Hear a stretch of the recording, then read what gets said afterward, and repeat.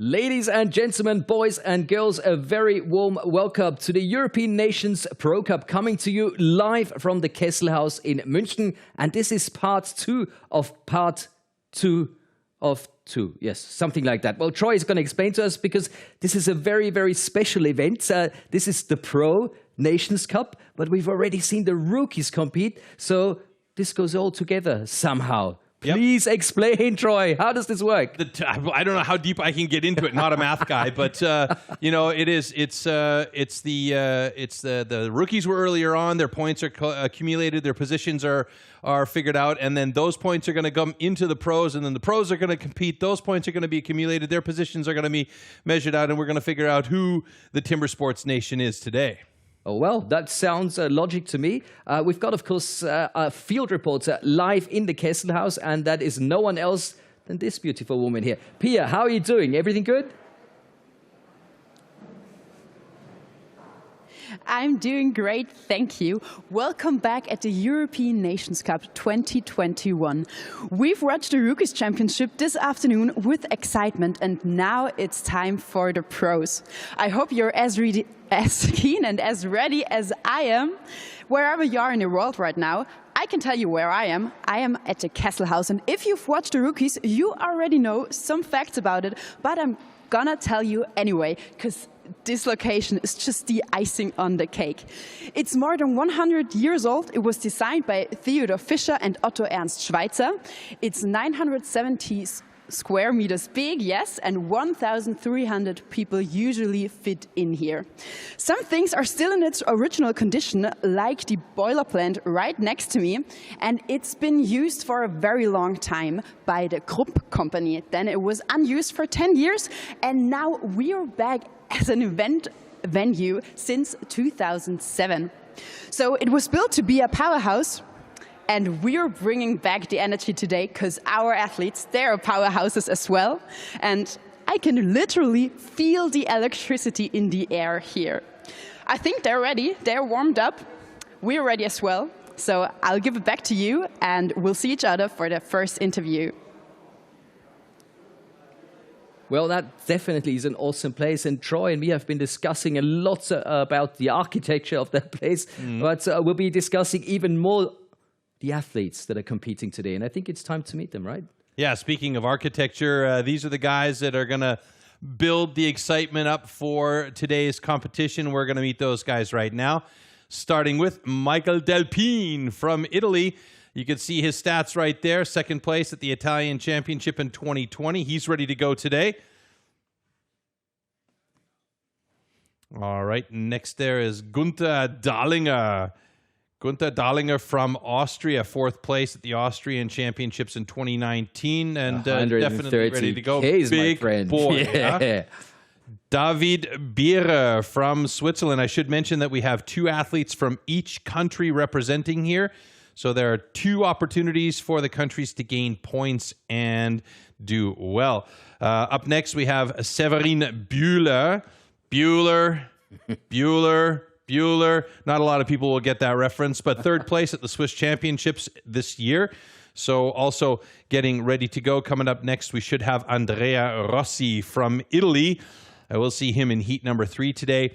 He is one of the most fit men from the Italian crew, and being one of the older guys out there, you know, it says a lot about his fitness. He's just fantastic to watch. Then we have Christian Kaczmarek from Poland. And the Polish champion 2012 and 2013, he's been out of the limelight for a little while, but we'll see him back there for sure. He's one of the stronger guys in the field today. Then we have Lars Seibert from Germany. And then second place, German Championship 2019. He's a big, strong man. Let's see if he can bring that to bear here today in our different disciplines. Then Koen Martens, the legend from Belgium. Absolutely a living legend, 4-time Belgian champion. You don't need to say more than that. He's got a ton of international experience. Then we have Redma Nol from the Netherlands. Another guy who's pretty strong. He got second place at the Benelux Championship 2021, which you probably saw. We broadcasted that one. That was a lot of fun to do that one. Then we have Guillaume Moore. Now, I've been murdering his name for about 3 weeks now, but I think I finally got it right. Silver medalist at the French Championship in 2020 and 2021. Pretty consistent performer. Could this be the day for him to really step it up in the Nations Cup? And then Michael Dubicki, an absolute beast, 3-time Polish champion. And I mean, you got to keep an eye on this guy. He is all power. It feels like he's looking me straight in the eye right now. Yeah, and you don't want to be meeting him in a dark alley when he's angry with you. Then we have another legend in the scene. We'll be seeing him going up against Dubicki in heat number 6 in our first round. Armin Kugler from Austria, 6-time Austrian champion, first place Austrian Pro qualifier 2021. So he is definitely a guy that's going to be in the mix. Then we have Danny Martin. Oh, yeah. His saw was in here a while back. We tried to lift that thing. It's a beast, and he is a beast as well. German champion 2019 and 2020. And then the last 3 guys in our list of 16 is Emil Hansson. Boy, I mean, second place Swedish Pro Qualifier 21, third place Rookie World Championship 2019. He's jumping from the rookies into the pros in the last couple of years. Good job by him. Pierre Puy-Barret, the French champion. I mean, you got to love this guy. He's a newly crowned father and a newly crowned French champion. 6 times French champion, no less. So another one of those contenders for the top spot. And then the young man, Ferry Swan. If you look at his stats there, he doesn't come across as a big guy, but he's the Swedish champion 2019. He qualified first for the pro qualifier in 2021. He's a machine. He is a machine. Absolutely a machine. So fantastic lineup of athletes today in the pro class. I'm really looking forward to this one. Could not be much better than this. And of course, the magic number is 2 and 2. We had 2 rookies and 2 pros from each country, and they will fight together for the Nations Cup. We'll tell you all about the format in just a minute, but of course, we want to show you some pictures from the rookies this morning, and everything is coming up in just a moment for your entertainment, so stay tuned.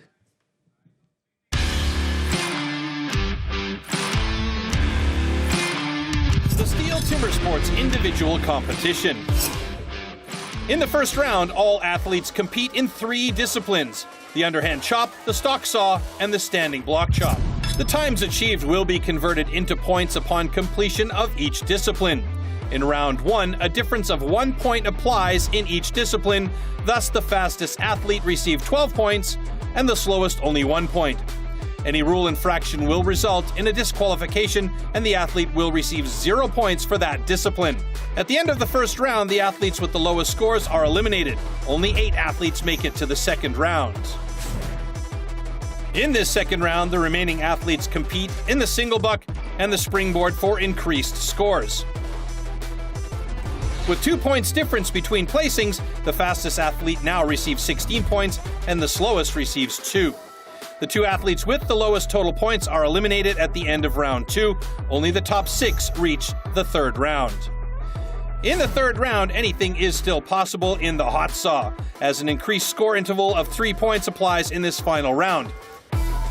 The fastest athlete can score up to 18 points at the hot saw, the slowest only 3 points. The athlete who manages to achieve the highest total score across all 3 rounds is the new champion.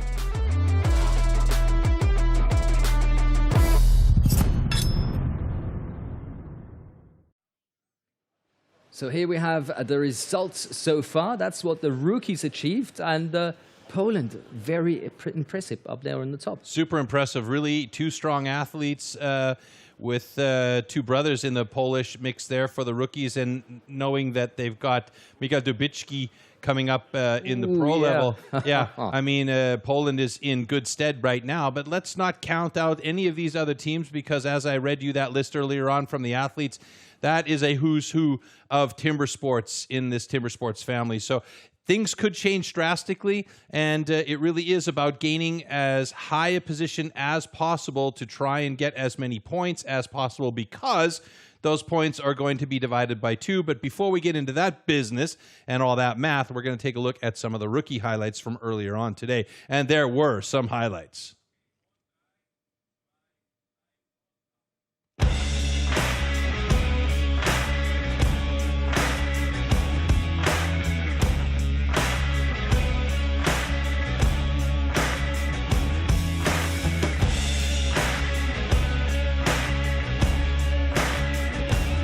But where we really saw the action start to ramp up were the cutting and chopping disciplines with the single buck and the underhand and standing block chop.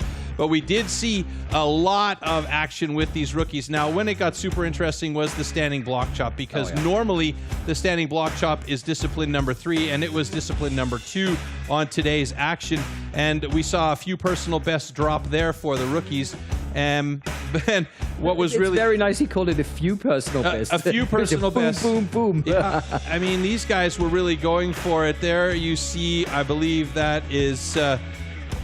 no, it went away too fast, sorry. But anyway, I mean, these guys were really going for it. And you even mentioned during one of these standing block chops that it looked like a baseball being hit away. And I think that was actually that moment. And that is the 16-year-old from Poland who is absolutely rocking and rolling. Now watch this here. This single buck is a beast. They call it the misery whip for a reason. Watch this kid on the right-hand side here. This might be a record. Let's talk about a world record, Troy. Isn't that amazing? That's what we did see here. And, I mean, I don't even think he realized what happened there. But we do have a world record coming up. And, I mean, it's such a tough discipline, this one here. And you can see, you know, these guys are working this massively long 2-meter saw to try and get through as quickly as possible. And there's some jubilation on both sides. And I think we saw every single athlete in the single buck break a personal best. And then, of course, we have the underhand chop here. One of those disciplines that can be really devastating if you cut over that line on the foothold, which we did see. Now, we only had, I believe, 2, maximum 3 disqualifications in the rookie competition. Yep. You know, it's because of small things. One of the disqualifications was over the time. Another disqualification was a cut out of the cookie on, I believe we had it on the single buck, actually. Don't remember that. And the other disqualification was a cut foothold on the underhand chop. So, you know, a lot of stuff went on. The last couple of weeks, we've seen a lot of events without any disqualifications whatsoever, save maybe 1. And this one, we had 3 disqualifications. So it does happen, but the action was hot and heavy from the very get-go with these rookies. And what that tells me is the future of STIHL Timbersports is absolutely safe and secure, because we have some massive talent coming through the rookie ranks. Well, if you ask me, the future is rocketing away with these youngsters. Absolutely fantastic. And we've just seen the underhand chop. Well, the pros are ready to rock and roll in Kesselhaus. So all you need to know about the underhand chop tool and discipline, well, that's coming up right now.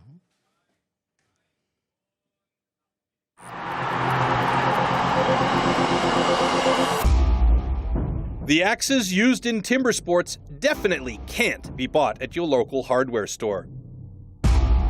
Made from special steel, the blade is hand-sanded with an angle of 13 to 16 degrees. It's custom-built and carefully adjusted for each competition. The weight is around 3 kilos, and it's about 80 centimeters long. The blade is so sharp that you could shave with it. Underhand chop. In the past, the underhand chop technique was used to split logs. Standing on a horizontally anchored block, the athletes cut through a 32-centimeter log. The block has to be worked from both sides.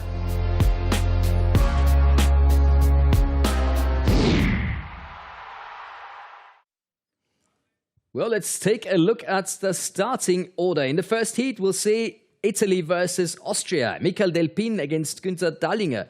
Then it's a really Swiss duel zwischen David Bierer and Severin Bühler. Italy against Poland, Andrea Rossi versus Christian Kaczmarek. Then it's Germany versus Belgium, Lars Seibert against Koen Martens. That's going to be a nice one. In Heat 5, Redmer Knoll from the Netherlands against the Frenchman Guillaume Moore. Then we got Michael Debicki from Poland against Armin Kugler from Austria. Heat 7, Danny Martin, the German legend, against the Swedish man Emil Hansen. And then heat number 8, Pierre Puberet from France taking on Ferry Svan from Sweden. Yeah, but our first heat up in the blocks right now, Michael Delpine against Günther Dahlinger. Delpine has shown himself as being a super strong competitor in this discipline. Let's see how he does against the Austrian Günther Dahlinger. Go! So if you've watched the show earlier on, you're going to hear me talk about a lot of the same things, and what that is the accuracy and the power that these guys are putting into their hits here. Each drive needs to have enough power to slab out some of the material and make sure that they get through that side and can move over to the other side. Now, Michael Delpine has already moved to the other side of his block. As I said, he's really strong in this discipline. We've seen his ability here, and Günther Dahlinger has just moved over to the other side. He's many strokes behind Michael Delpine, and Michael Delpine gets through at a 31.50. That's a personal best, and yeah, like I said in the earlier shows for our rookies, it's always good to see a personal best, even if the time is not as fast as, say, your compatriot on stage there. So both of these guys, Michael Delpine and Günther Dahlinger, getting personal bests here. Now, the times that I call out are absolutely unofficial until our judge gives the thumbs up that everything is okay on stage.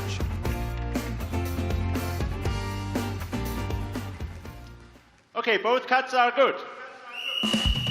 So that makes it official right there. Michael Delpine in top spot at the moment after heat number 1 with a time of 31.26, a personal best, and Günther Dahlinger with a time of 39.74, also a personal best. And you can see back here on the first side, Michael Delpine was actually quite quick through the first side there as he moved over to the other side, a good 5 or 6 strokes ahead of Günther Dahlinger, and hopefully get to see that. Yep, there we go.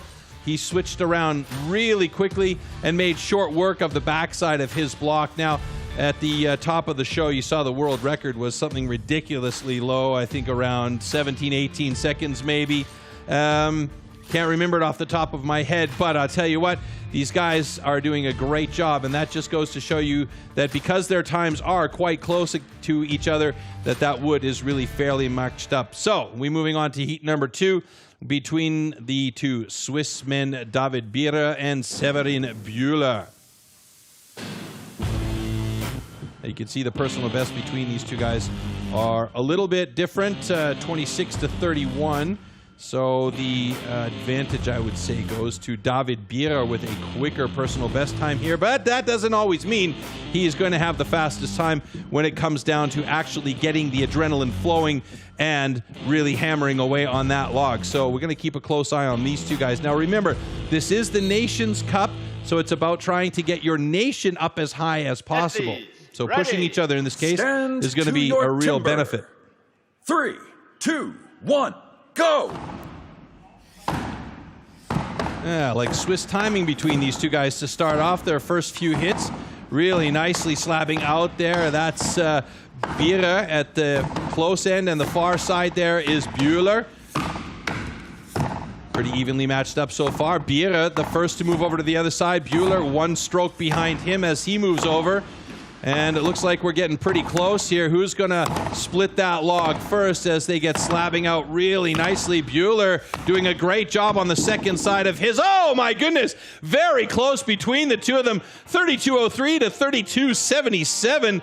So very, very close. Only 1.51 seconds between the two of them. And it looks like everything's going to be thumbs up for this particular heat. Okay, both cuts are good. Yeah, that's what I love to hear. Yeah. Both cuts are good. Now, these two guys, Bierer and Bühler, both battled really well against each other, really evenly matched up between the two. And what that says here in the standings is they're sitting in places 2 and 3 after that heat. So they've actually shoved Günther Dahlinger down into 4th place, and they're right next to each other in those 2 positions, 2nd and 3rd. So good way to start the competition off for Switzerland, who is sitting in second place in the overall standings after let's not forget the rookies, rookies, because they have a couple of real strong rookies there who have been showing off some great skills. And here you can see, I mean, their strokes are really similar to each other. And look at that. It was just, I wouldn't even say it's a full stroke difference. It's 1/2 stroke maybe between the two of them. And that is the difference of 1.07 seconds. That's how close this is between these guys. Unreal. All right, next heat in the blocks. Andrea Rossi against Christian Kaczmarek.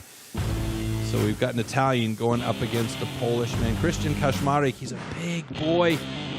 191 centimeters, but Rossi, he's no slouch either for size, 195, but Rossi is very, very fit. Now this is something that I talked about a lot earlier on. We talk a lot about it as well, Marcus. The fitness level of these guys has to be off the charts, you know, because you can't just come out there and flex your muscles and hammer at the block, because you're going to be dead after the first discipline and you got nothing left for the rest. So they have to really manage their power output through this competition. Ready. Stand to your timber. 3, 2, 1, go! Kaczmarek in red on the right, Rossi in blue on the left, and you can see both of them moving that axe pretty quickly. Rossi got stuck just a little bit, but so did Kaczmarek.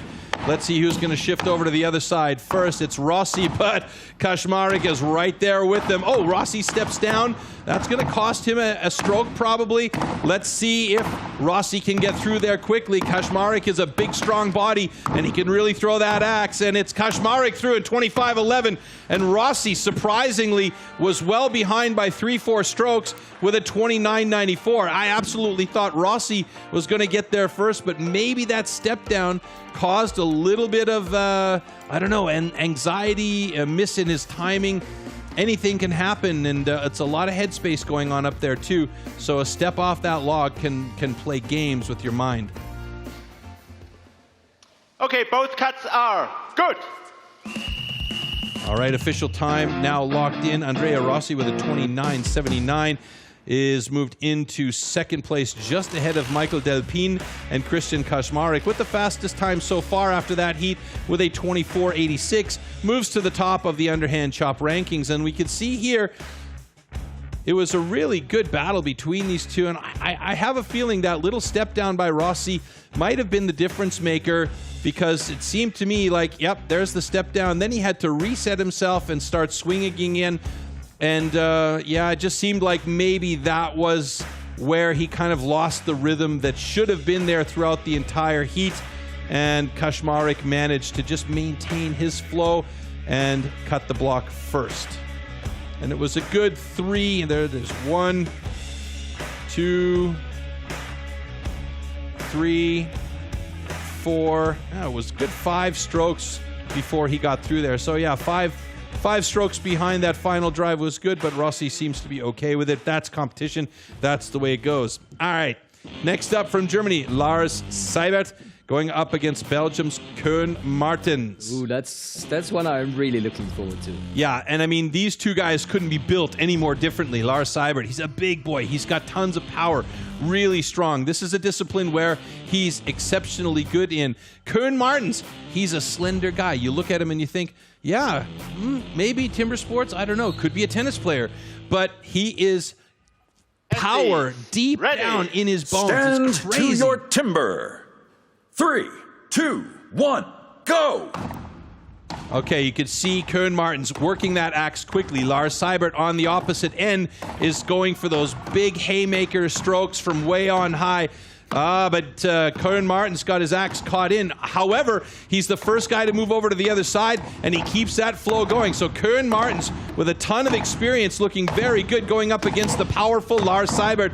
Will he get through first? He will, with a personal best of 23.86. And there you go. That hidden power by Koen Martens gets him through with a great time, and Lars Seibert with a 29.27. Both good scores.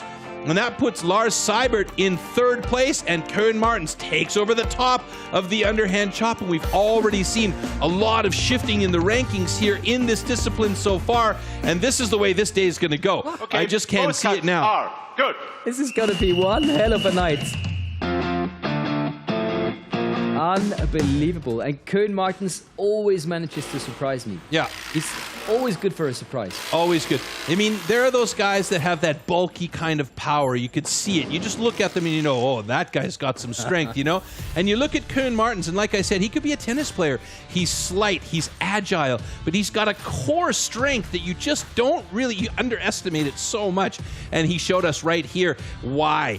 You know, he is so good, but he moves that axe accurately with good power, and he can really work it. And, you know, it showed here as he's got the fastest time so far with a 23.61, a personal best, and the time to beat thus far in the competition. So good job by the Belgian legend, we should say, as he's got himself a real good start to this day. Absolutely. And now we're going to see the Netherlands take on La France. Oh yeah, that's another really nice one. I think their personal bests are probably very close together. So that's, yeah, the one we're looking for now. But here's the score so far. Just like you mentioned, Koen Martens up on top just before Christian Kaczmarek and Lars Seibert. That's the top three at the moment. But of course, 8 more athletes to come, 4 more heats. Anything and everything is possible. And we have 2 other personal bests with Michael Delpin and Gunther Dahlinger. So, you know, it's always nice, like we say a lot, to see these personal bests happen because it means that there is development through these guys in this sport. And every time they make a step like that, it just says, okay, they're looking for the next little advantage, the next way to get their sport better. So, Redmer Noll up next, going up against Guillaume Moore. Now, these two guys, I would say, in basis of their level, I'm going to say they're really evenly matched. We should see a quick but even battle here between these two. 3, 2, 1, go! Guillaume Moore was second place at the French Championship recently. Looking for him to really try and put his stamp on the sport as he comes along. He moves over to the other side quite quickly, 2.5 strokes ahead of Redmer Noll. Redmer Noll coming hard from the backside though with that axe, trying to get through, and Moore gets stuck again, so that gives a chance for Noll to catch up with him, and like I said, it could be close, and it's Noll breaking through it at 27.77, Guillaume Moore with a 29.62. I'm going to say comeback for Redmer Noll with a really, really nice job. He kept the flow going, he kept the axe moving. A couple of sticks there for Guillaume Moore, and I think that was the difference maker right there, because the difference between the two is hardly anything, 29.25 to 28.60. So real nice battle between those two, and like I said, pretty evenly matched up. And there's the next personal best. Yeah, another one. I didn't even see that. Redmer Noll got a personal best with a 28.60 after adjustment. So great job by these two guys as we take a look back. I mean, they started well, and it was actually Guillaume Moore who had some really nice big slabs off that first side, but then he got that axe caught in there a couple of times, and that is the difference between throwing with as much power as you can and throwing with a bit more technique than power to try and get as much out of the block as you can and as much out of the axe as you can while you're swinging. And it was a great job, and you could see here, there's Noll in the backside, literally one complete stroke ahead of Guillaume Moore on that heat. So really good job by these two guys, and a nice battle. And you can see those lines on that block. That's going to help these guys guide their strikes on the block, and their footholds where they're standing is also a very important aspect to keep an eye on through the competition. All right, Michael Dubicki and Armin Kugler. These guys have had plenty of battles in the past. Michael Dubicki has been on a tear lately, and he has a personal best that is about 1 and a bit seconds faster than Armin Kugler. So let's see if Michael Dubicki can keep that flow going. He is riding on a confidence high at the moment. To your timber. 3, 2, 1, go!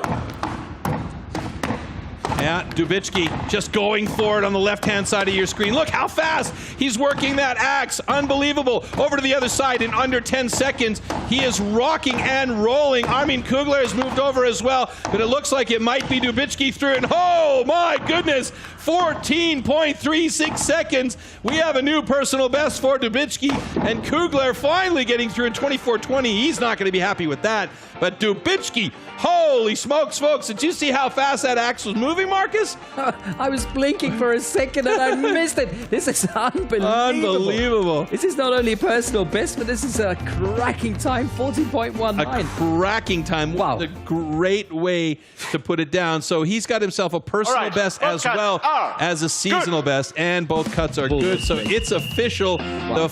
Wow. 14.19 seconds is the time for Mikael Dubicki there. Armin Kugler, believe it or not, with his 23.85 being that much slower than Mikael Dubicki, is still sitting in third place. So Austria and Poland are in good stead at the moment. Now remember, it's about getting as many points and good positions as possible, and then we'll try and explain this whole scoring system to you as time goes by. Oh my word, that really is impressive. And that actually is a European record. Wow. Yeah, Marcus, I mean, unbelievable. He's been going from strength to strength this season. It started last season with our virtual competitions. We saw that he was ready, he was fit, he was strong, and not only on top of that power that he has, he is such an accurate and technical hitter. So, you know, we've got a seasonal best, we've got a European record, we've got a personal best in 14.19. We've only seen 6 heats. I mean, where's this going? That's crazy. It's just getting better and better. So Mikael Dubicki, everybody's looking at him and keeping a close eye on that guy. 40 is U30. Yeah. For sure. Yeah, unbelievable. So Danny Martin and Emil Hansen coming up next. Danny Martin, one of the best choppers and sawyers in Germany, if not the best at the moment. And we'll be looking forward to seeing him do some damage to that block. Emil Hansen, on the other hand, well, I mean, he's not too shabby. Coming out of the rookie ranks, jumping into the pro ranks, and in the mix right away. Good job. Stand to your timber. 3, 2, 1, go! Good start by both of these guys. Now here's the difference. Danny Martin going for some big power hits. Emil Hansen, he's not as big or as strong as Danny Martin, but he's moving that axe quickly. Martin, however, was over to the other side of his block before Emil Hansen was, so whether or not his big power hits are going to get him through, it does do it. So it's going to be Danny Martin in 20.56. Emil Hansen, like I said, doesn't have the power, but he had the axe speed going, and that fitness is there, and he's at a 25.29. So with Emil Hansen's time, he'll slip into 6th place in the standing of underhand chop, and Danny Martin moves on up to 2nd place in underhand chop and a personal best. It just reminds, moving on up to the sky, we finally got a piece of the pie. I mean, just a great run by Danny Martin, and that shows you how motivated he is to do well. All right, both cuts are good. Oh yeah, and it means that's a personal best number 6 in the first discipline after 7 heats. Yeah. Oh boy. They've chosen some good wood today. Congratulations to Danny Martin, though, for a fantastic battle right there against the young Emil Hansen. 25.06 seconds official for Emil Hansen, now sitting in 6th place, and 20.36 for Danny Martin. And you can see he's Danny killing Martin, that log. He's killing it. Absolutely. And he was actually over onto the other side of his block faster than Emil Hansen. So that power from Danny Martin was the telltale right there. And, you know, power isn't anything without control, as they say, and he definitely had control of that axe. So the angle and his accuracy was the difference maker there, because Emil Hansen, definitely a good hitter, and he had faster strokes at the start, but just didn't have the power to keep up with Danny Martin in this case. This man could knock down a house with those strokes. Are you kidding me? That is as long as your house is German made. Oh, wow. Oh, yeah. Who's excited there? Yeah, he's having a great time. If he was a Californian, he'd say, I'm stoked, dude. All right. I'm really looking forward to this heat. Pierre Puy-Barré, he is a big man. 1.90 m, 110 kilograms. Ferry Swan, a minuscule 1.78 m at 86 kilograms. But Ferry Swan, much like Koen Martens, has this hidden power. It's unbelievable. And I guarantee you that Ferry Swan is going to be using that fast axe technique that we see so many of these athletes using these days. That said, Pierre Puy-Barré has been on that tip as well lately. So Pierre Puy-Barré going from strength to strength as well, just winning the French championship and celebrating with his newly born daughter. So he's got some motivation behind this as well. 3, 2, 1, go! So as expected, Ferry Swan going for it with quick hits, and he has got plenty of power. Let's see who can go over to the other side first. Well, these guys are really going for it. It's going to be Puy-Barré moving over just a half stroke ahead of Ferry Swan. It's going to be a close one between these two guys. And let's see if Ferry Swan can actually do it. Oh, a big stick by Ferry Swan. That could cost him. Puy-Barré does it in 24:39 and Ferry Swan in 25:42. So not their fastest times, but solid enough to get them into the middle of the pack here. So Ferry Swan with a 25:42 unofficial, sitting in 8th place. And Pierre Puy-Barré slips with a 24:39 all the way up to 5th. And that is the underhand chop done All and right, both dusted. cuts are good. Wow. So much excitement in the first discipline. I'm really sweaty now, but this is only the first. Yeah, that could be the lighting in our studio. Yeah, unbelievable. That was a great heat. I really enjoyed watching that one. And, I mean, Ferry Swan, he did get his axe caught. So I think that the excitement of turning around onto the other side and knowing that he had a big man in Pierre Puy-Barré battling right next to him, he probably put a little bit too much effort into one of those hits and just got that axe stuck in there. And meanwhile, Pierre Puy-Barré, he has had a ton of international experience. He's been on these stages so many times. Ferry Swan, he was the rookie champion and came out of the rookie class just like Emil Hansen directly into the pro class and absolutely made a name for himself. And he is such a fit dude as well. So that was as close as it gets with an axe stick that Ferry Swan had there. You can see how accurate those hits are. I mean, that is as smooth as it gets. That is picture perfect. If you're going to get into a textbook about how you hit a log and how do you aim an axe, that's the picture right there. And there's a man all business on stage, but when you hear about the antics that he gets up to behind stage and joking with all the other guys, a funny dude altogether. So that was our tool right there for the underhand chop. And there you see the scores so far for the underhand chop discipline. And of course, Ferry Swan just worked the wood. Let's find out how happy he is or not. Pia, over to you in the Kessel House.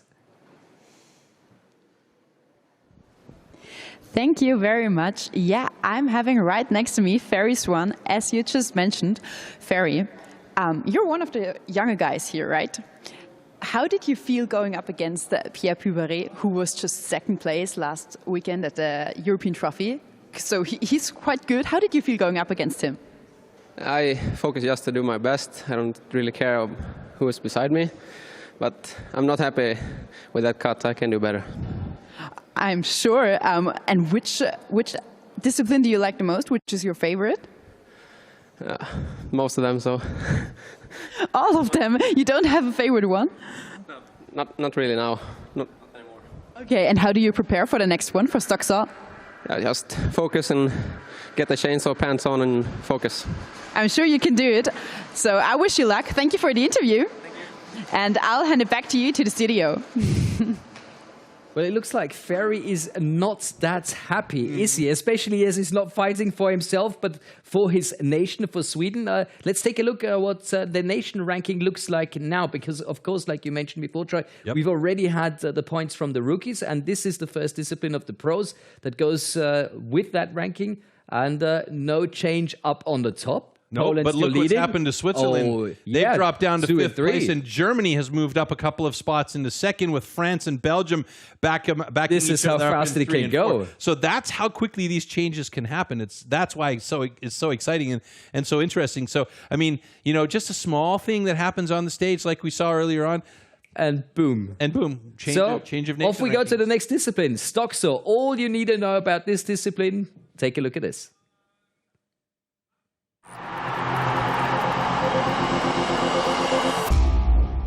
The STIHL MS661CM stock saw is used in STIHL Timbersports as the ultimate test of operator skill.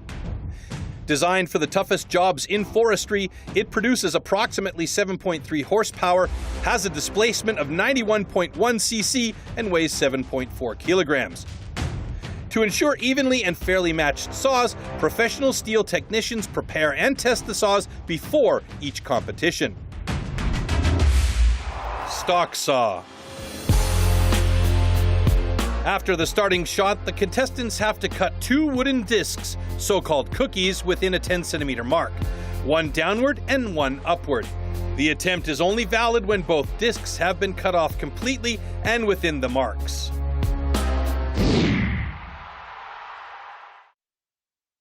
Time for cookies. Let's take a look at the heats. Heat 1, Michael Delpin against Koen Martens. Then Andrea Rossi against David Birra. Red McNoll against Severin Bühler. Armin Kugler taking on Pierre Puberet. Christian Kaczmarek against Guillaume Moore. Günther Dallinger against Mikhail Dubitsky. Then we have Ferry Swan take on Danny Martin. And last but not least, Lars Seibert against Emil Hansen. So the world record 9.14. Keep a close eye on that time. Maybe today we'll have some motivated sawyers here with the stock saw and get a new world record. Anything can happen, and I wouldn't put it past these guys, but our first heat between Michael Delpin and Koen Martens should be a good one. Koen Martens is really solid in this discipline, and we saw that Michael Delpin is okay, also not bad, but struggled in previous contests with the stock saw because it can be finicky if you don't get that second cut nice and clean. Here we go. Your timber. 3, 2, 1, go! Great start by Koen Martens on the right-hand side of your screen in the red jersey. Michael Delpin on the left, pushing hard to try and get that first cut done, and he is looking good on the upstroke, and it's going to be Delpin in 12.62 and Koen Martens in 13.83. Now, Koen Martens got a quicker start than Michael Delpin, but Michael Delpin had absolutely the perfect amount of pressure, barely any bottom swing as he changed to the upstroke, and he had a really nice thin cookie on the upstroke. Are good. And we have 2 complete cookies for each stand on the deck. That means everything is fair, and we have our first scores locked and loaded. Michael Delpin with a 12.55 adjusted and a 13.62 for Koen Martens. So let's take a look at this again. Now watch on the far side there when this heat starts. Koen Martens is actually very quick up on the placement of the saw for the first cut. See, he was well ahead of Delpin, but you can see Delpin just seemed to have exactly the right technique. Now, there is Delpin's upstroke. Look how thin that cookie is. Thin to win is the word of the day, and that is a winning upstroke right there with Delpin having a really, really nice thin cookie on the way up, and that made that upstroke cut a lot easier because there's not as much material to push out of the way compared to the upstroke cookie of Koen Martens. All right, next up, Andrea Rossi up against David Birra from Switzerland. Now, we know Andrea Rossi is pretty solid in this discipline, but looking at the personal best from David Birra, it's a little bit better than Andrea Rossi's. But as we say, anything can and will happen, and if Murphy's Law is not on your side, you might be struggling to get a third cookie cut if you cut out or something. So that's another thing to keep an eye on here. Those cookies need to be complete. And if you cut out or cut over the line, then you are looking down the barrel of a DQ. Warm up your saw.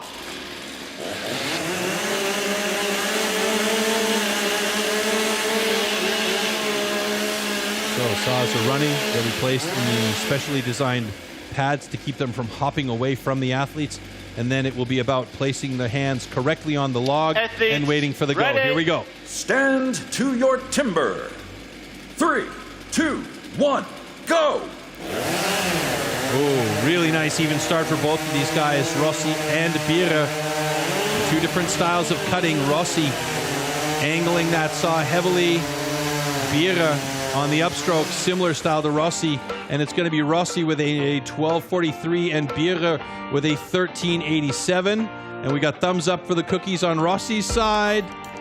Waiting for the thumbs up from the cookies on Bira's side. It looks like it's good to go, so wait for our judge.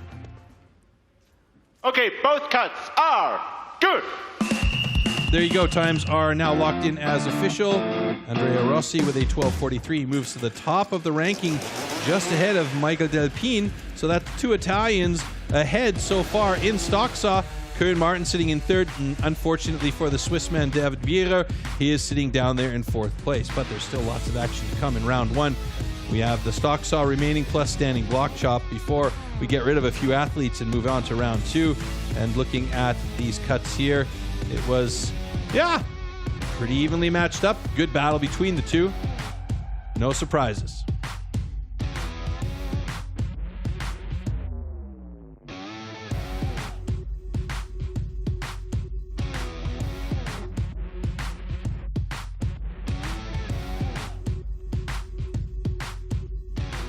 All right, heat number 3, Redma Noll up against Severin Bühler.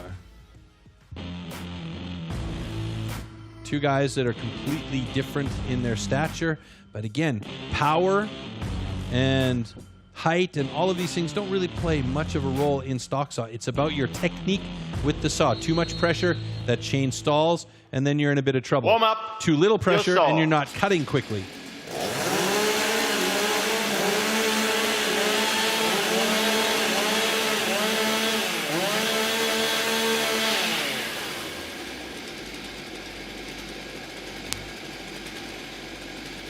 Athletes, ready. Stand to your timber. 3, 2, 1, go! So Redma Noll in orange on the left-hand side. Severin Bühler on the right-hand side. Bühler's got a good first cut, but Noll is right close to him. Oh, that's coming really close to a cutout for Bühler, but it's looking good. He might have a complete cookie there, but man, how thin was that disc? 12.25 compared to a 12.36, and both of these guys with really nice times move to the top of the stock saw results.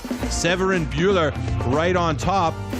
And hopefully that second cookie from him was complete, as the judges are taking a really close look at it there. Oh, he got thick at the bottom and got really thin at the top. So that is a big question mark, Marcus. Oh, wow. That's one of the strangest cookies I've ever seen. Yeah, I mean, that looks like a slice of cake. Yeah, it's a risk. It's a risk when you come up. You know, you want to make sure you get a good angle on it, but they want to make sure also that those cookies are complete. So the cookie needs to have at least a couple of millimeters at the top or the bottom of the cut in order to be fair, and they are going to check this very, very closely. We can see the red light, so there's a video check coming up. Yeah. Yeah, to me it looks like a complete cookie. Yeah, but it's tough. It's a tough call. So they're going to check it, you know, compared to the line. And what I think what happened there is the angle of his saw was pointed outwards. So he had like a bit of a left-hand cut, and that means the tip of the saw was closer to the edge of the cookie. So they're going to look in the competition control. They'll do a video review, and the tension will mount on stage for Severin Bühler because his cookie is under review, which would be a disappointing situation for him in a DQ because he did have the fastest time so far. My word. So here's what they're checking now. CCC is checking. I don't want to be in his skin now. He's sweating bullets on stage. You know it, especially after having such a good score and considering that Switzerland dropped down to 5th place in the overall standings in the Nations Cup. The points, so they need these points. They need this to not be a DQ and he would be get him up there. on top of the list right now with that. He would be on top of the list right now in a really solid time. That's a close call, obviously. Huh? Yeah, I mean, they're discussing it ad nauseum. Still the red lights up there on stage. Let's wait for it.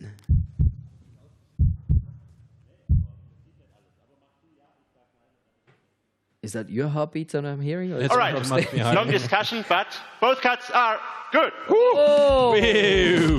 That's a breath of fresh air and a reliever for Severin Bühler from Switzerland.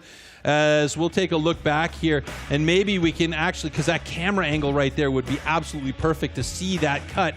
So let's take a look. Both of these guys started off really, really well.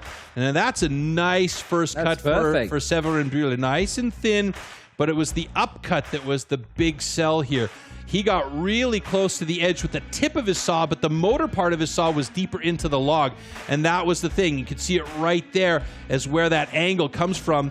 And that cookie drop, you could use that as a bike ramp. That was such a heavy angle. But he had a full cookie, and that's all that counts. So in this case, his now, and I'm just looking at my timing screen here, his time has been readjusted, so he's got a dead even 12 seconds for that cut with the fair cookie after review. And that means Severin Bühler will sit atop the stock saw standings in first place for the moment. Oh, and two fast cutters coming up now. So there you see Severin Bühler on top, Red Manol right behind him in second place, Andrea Rossi and Michael Delpin, the two Italians, in third and fourth, Koen Martens fifth, and David Bierre in sixth. Wow, and everybody really close together. Yeah, very. I mean, there's only a second and change between top spot and sixth place at the moment. And wait for Armin Kugler and Pierre Puberet. They both love to do the karting with the stock saw. So. They do, yeah. They're both really strong in this discipline. Look at the personal bests. Yeah, 1096 to 1020. Yeah, those are real close.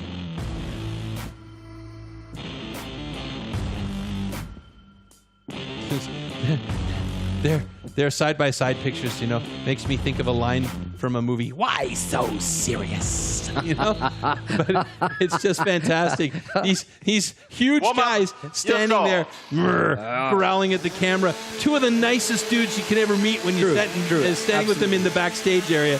But it's all about the competition and being on top of their game when they're out there on stage. Athletes, ready. Stand to your timber.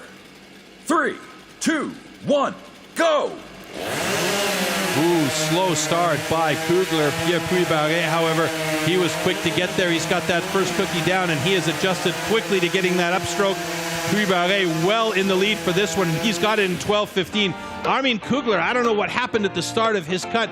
He really took his time to get up there and aim that saw on the first stroke. It didn't look too bad while he was cutting, but like you said, it really, really slow start. Okay, both cuts are good.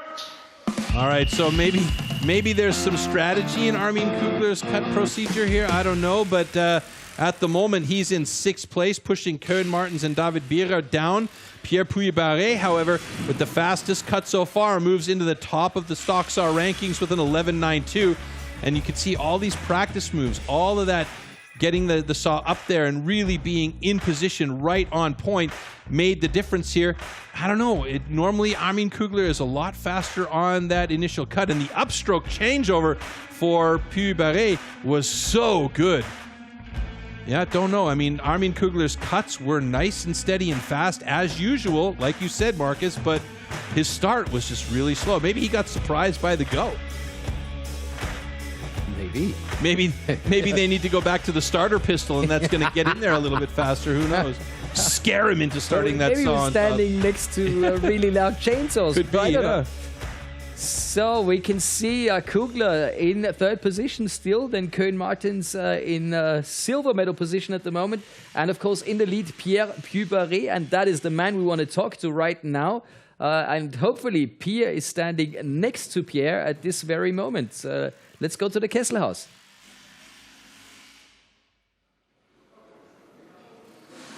Yes, you're right. I'm standing right next to him. Pierre Puybarret, tu es dans la première position en ce moment. Et sans aucun doute, tu n'es pas nouveau en ce sport. Qu'est-ce que ton opinion professionnelle au sujet de la série dernière? Pour la stock saw, en fait, j'ai essayé d'assurer. Donc, moi, j'essaye maintenant d'essayer de faire 2 rondelles. Ça s'est bien passé. J'ai la première place, mais bon, rien n'est joué encore. So he said, I asked what his professional opinion is about the last heat, and he just said that he's pretty happy because he's in the first place and he did his job and he's happy with that. So, qu'est-ce que ta stratégie pour le série suivante, la série prochaine?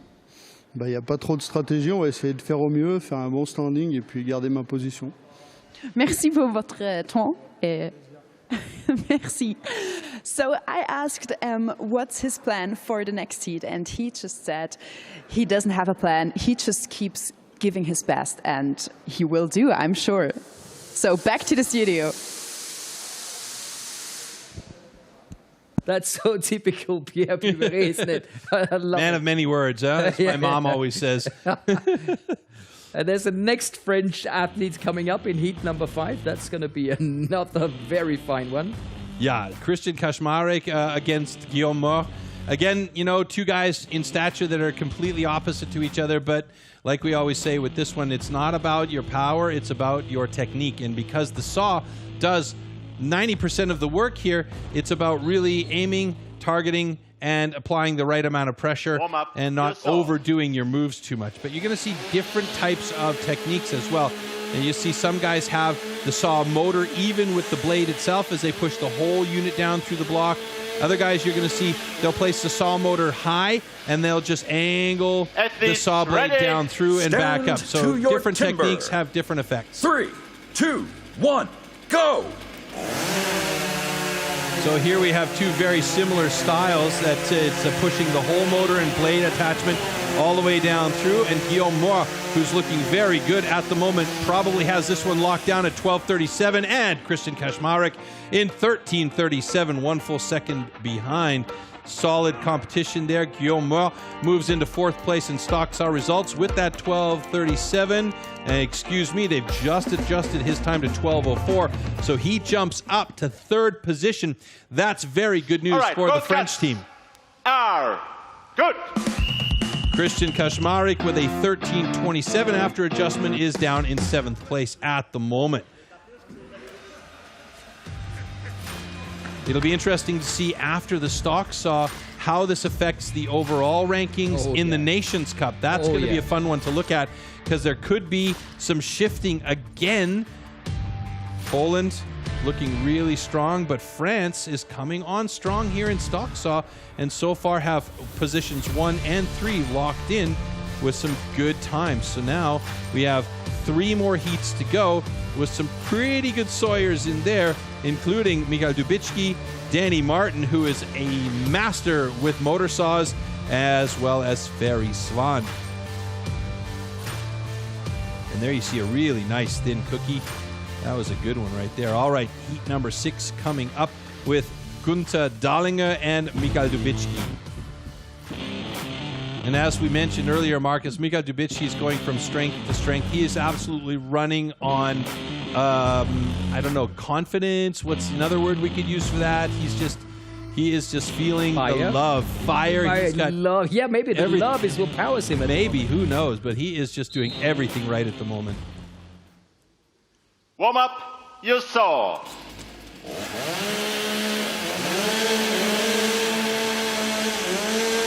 He pulls that string, shows so much confidence. He's like, hey, boom, I'm going to do this. Yeah.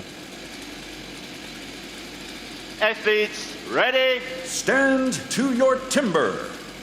3, 2, 1, go! Yeah, both of them are pretty quick. Dubicki was just a little bit faster. Now here is that 2 different styles that I was talking about.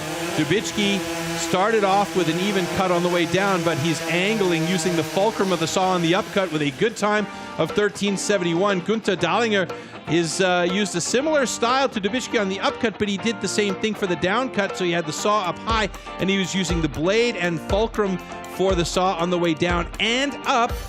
So now Gunther Dahlinger, unfortunately, with 14:42 is in 12th place, and Michael Dubicki, his time was okay, but it wasn't awesome. Not even close to Pierre Puyberret at the top of the ranking. So Michael Dubicki at the moment is in 9th position. Now, that is going to change things, I guarantee you, for the overall nations ranking, which should be really interesting to see once we come out of the stock saw. Well, it looks like some nations are moving in really close together, and we're in discipline number 2 of 6. So this Nation Cup really has it in it. And what do you think the rookies? They're going to be watching now. The rookies are definitely going to be watching and saying, "Hey, we did all that work, and you guys are messing it up out there. What's going on?" Imagine that. Yeah. Nah, I mean, the rookies were really fantastic earlier today. They had so many personal bests. They were dropping like flies all over the place, as we mentioned. So much great talent coming out of the rookies. And speaking of great talent that came from the rookies, Ferry Swan is one of them. And again, Ferry Swan going up against Danny Martin. This is 2 heats in a row where these 2 guys have gone head-to-head. Their personal best really not that far off. But, you know, Ferry Swan, he says earlier on to Pia in the interview, I don't really have a favorite discipline. But if he had to choose one that he didn't like as much as the others, this would be it. Because he is definitely better in the other disciplines where axe and saw are concerned. But with the power saw in his hand, he's not as strong as some of the other guys. So let's see if he can really make this happen against a very strong Danny Martin. And as I mentioned, Danny Martin, with these motor saws in hand, he is super solid. And seems like there's a little bit of a measurement issue with Danny Martin's log. So they're going to remark that one and make sure he's got a very clear 10-centimeter line that he can visualize and make sure that they have that marking on there absolutely correctly. Otherwise, it's going to be unfair. Here we go. Warm up your saw.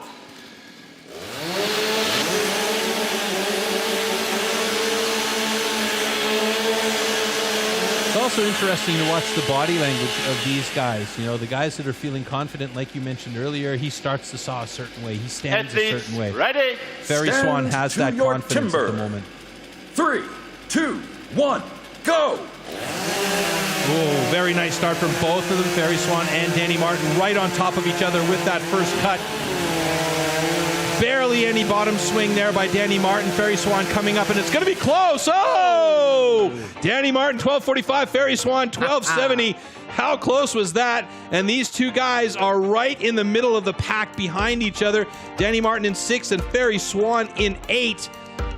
That was a great heat between these 2 guys, and that just tells you right there, Ferry Swan is feeling good, but not his strongest discipline, so you know he is going to be looking at this footage with his mom, by the way, who is also one of the best trainers that he's got, because she and they watch all of this video footage, and they decipher it and determine what he can do better to really make it that much better when he gets to the next competition. That's the way to do it. No doubt about it. I mean, she's a former pro athlete herself, and so she knows how to look at these things with a really discerning eye, and those 2 have really helped each other along the way. But Danny Martin, always good with the motor saw, and especially this MS661 seems to have no problems for him at all, with a very minimal bottom swing and a beautiful upcut, 2 thin cookies, and like I say, thin to win is the way to go.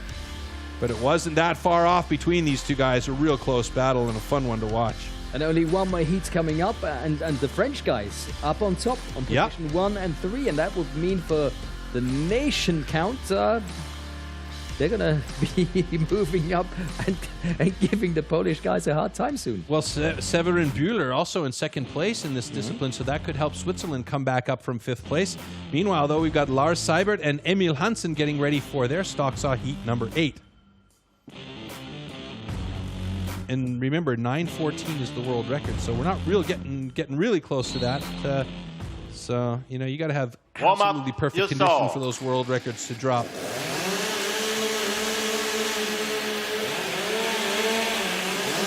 Another guy coming out of the rookie ranks. Something that we're noticing, too, is the rookies are coming through absolutely fit and ready to go. Stand to your timber. 3, 2, 1, go! Okay, Lars Seibert on the left-hand side. Emil Hansen on the right in the yellow. Watch the upswing here. Ooh, that's a wide... He took a wide berth on that one for the upswing, and it's going to be Lars Seibert with a 12:47. Emil Hansen taking a massively wide cut, and I have a feeling that he's cut over the line, and that's going to be a DQ for that Swedish man. I hope not, but he really took a wide cut on that one. So we'll see as we get a final call from our judge here on stage. All right, your cut was good. Your cut is a DQ. Cut the line.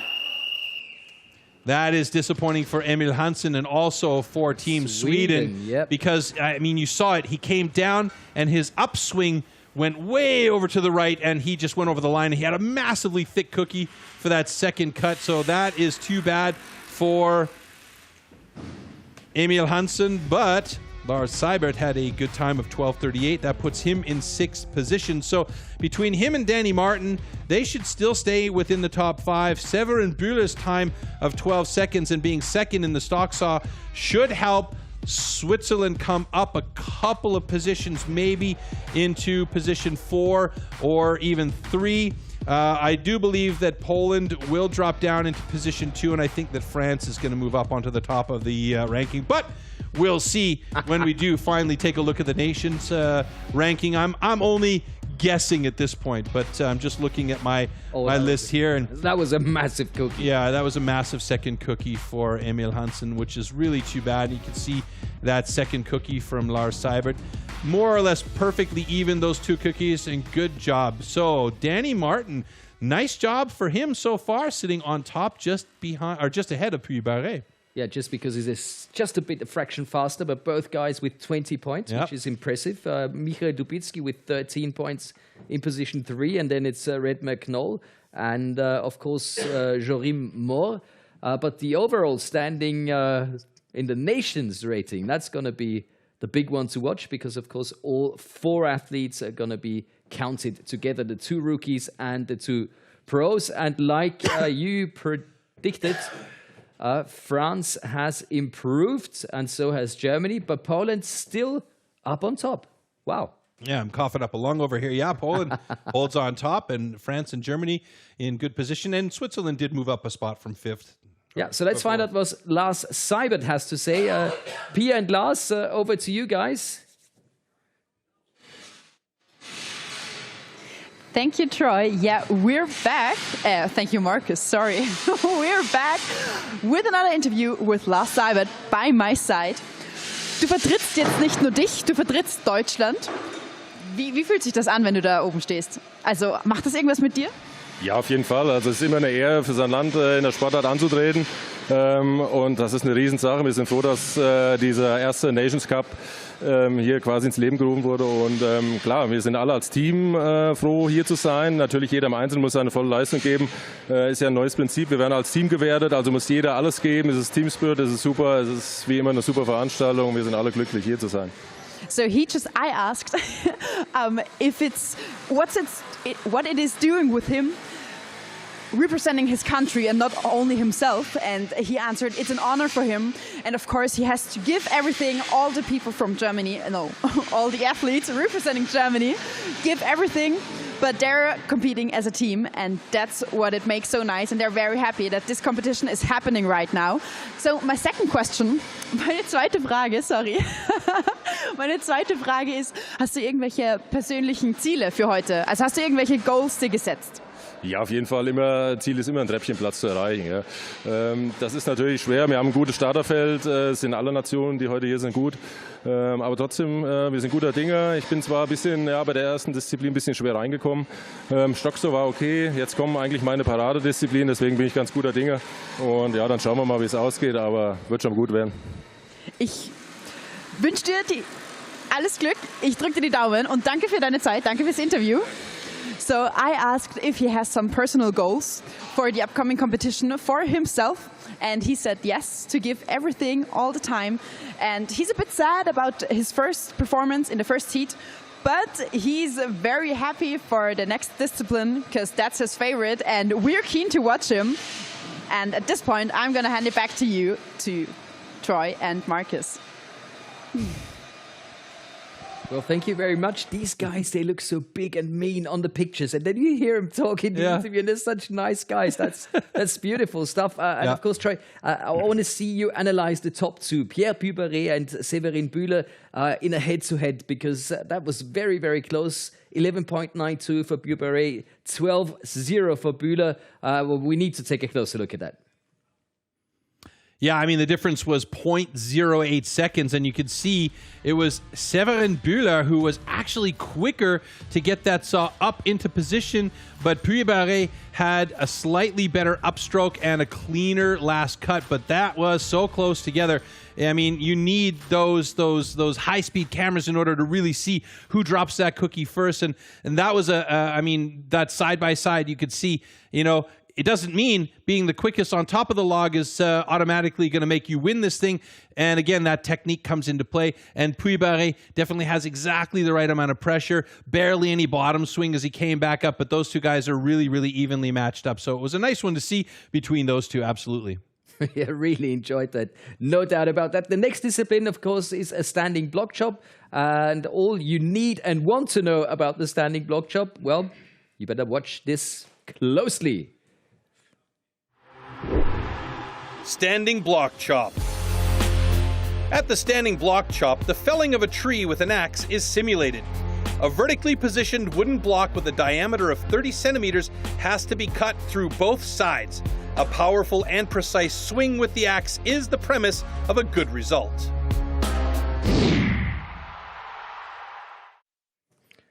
So here's the start list for standing block chop. Heat 1, Michael Delpin against Günther Dallinger. Then David Birra take on Andrea Rossi. Severin Bühler against Lars Seibert. Christian Kaczmarek against Redmer Knoll. Then we have Hamil Hansen take on Guillaume Moore. Ferry Swan against Danny Martin again. Armin Kugler against Michael Dubitsky. And finally Pierre Puy-Barré against Koen Martens. Let's do this. And by the way, the world record, 11 seconds and change. The seasonal best is double that at 22. So that's a number to be aiming for these guys. And you can see, wow, Günther Dallinger, his personal best is way off the mark. But he's not here because he is good playing with Barbies. He's here because he's solid with an axe in his hand. So let's see if he can improve on that today, knowing he's going up against a good man in Michael Delpin. You'll see these guys more often than not start from the bottom of their stroke. They'll take one hit at the bottom, one hit at the top, and then they'll start with the double hits up and down. And then they'll move to the other side when they feel like their cuts are deep enough through the first side. The question is here, who is going to go over to the other side first? It looks like it's going to be Michael Delpin, or was it actually Günther Dallinger that went over first and is working on the backside of his block? Right now, though, it's looking very good. But they're both past that 35-second mark here, so this is a spot. Oh, tough one for Günther Dallinger there. 37.95, though, a personal best for Günther Dallinger. Great job. And Michael Delpin finally drops it in 44.22. So the tables were turned a little bit there, Marcus, as the man who had the fastest personal best pushed the man who didn't and changed his personal best to a fast time. Everything and anything is possible. I can't stop saying that. Yeah. Crazy. All right, both cuts are good. So this is a really big deal for Günther Dallinger as well, because he's made it under the 40-second mark there. And so for him, that shows a massive improvement in the standing block chop, where he obviously struggled before. And now he's going to ride that. He's going to ride that confidence going into this discipline in the future and see that he can make improvements there. Michael Delpin, usually he's a lot stronger in this discipline, but these two guys, I think, were more evenly matched up than the statistics really let's see in that opening screen that we saw. And Michael Delpin, yeah, he was really good here. He had some good slabs coming out, but this one right here, watch what happens. A massive slab comes off the back on this stroke right here. Sometimes that can be a nightmare for the athlete, but a final big blow broke it through, and it was a great job by Günther Dallinger from Austria, and Michael Delpin dropped his at 44.02. So a little bit of changing of the guard there in that respect. As far as their times are concerned, Günther Dallinger notching the first time of the day and sits atop the standing block chop results after heat number 1.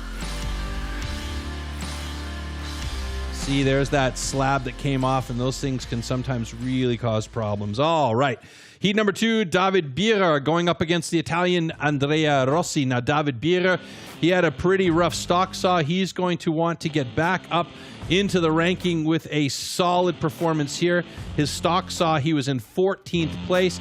He's going to want to take this standing block chop to another level if he wants to help Switzerland move up the rankings one more notch from 4th to 3rd. And he's got to be solid here against Andrea Rossi. Rossi is a very, very strong competitor. This is a solid discipline for him. And as I've said from the start of the show, he is a very fit guy, so he really knows about conserving and utilizing his energy. Stand to your timber. 3, 2, 1, go! All right, good start by David Vieira. He was right on the whistle with that first hit. Nice job, Andrea Rossi in the blue, far side of your screen now. And these guys are almost in sync with each other there for a second. Rossi's going to be the guy to move over to the other side of his block first as we pass the 15-second mark here. David Vieira has now finally moved over to the other side of his block, about 4 strokes behind Andrea Rossi. Rossi's getting close. It should be 3-4 more hits. Oh, excuse me. It's only 1, and that is a great time by Andrea Rossi. 27:02, and Vieira struggling now on this standing block chop. David Vieira finally drops it in 38:88. Andrea Rossi with the time to beat now, though, with a 26:79 after adjustment, and David Vieira shifts down to 3rd place with a 38:73. Okay, both cuts are good.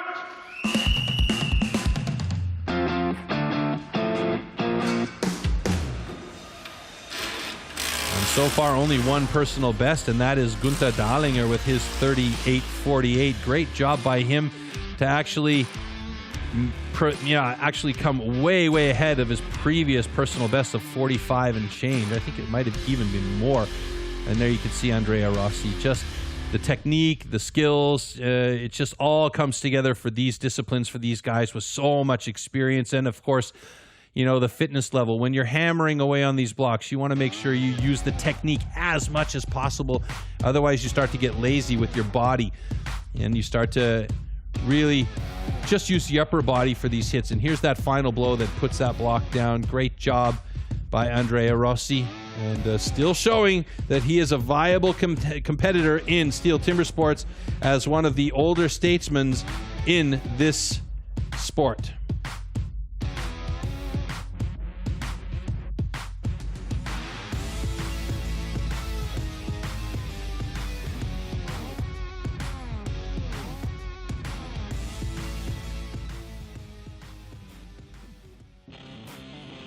So next it's Switzerland against Germany. How about that one, Troy? Yeah, Severin Bühler and Lars Seibert, 2 guys that are going to be going head to head here. Lars Seibert, this is his discipline. And the size difference. Yeah, he told Pia this is definitely his discipline. But as we've seen, the size difference does make a difference in some disciplines, but it also has a lot to do with the technique. Let's see if Lars Seibert can pull off both here. He looks like a giant. Yeah, he is a big man at 195 meter and 95 centimeters. He is massive.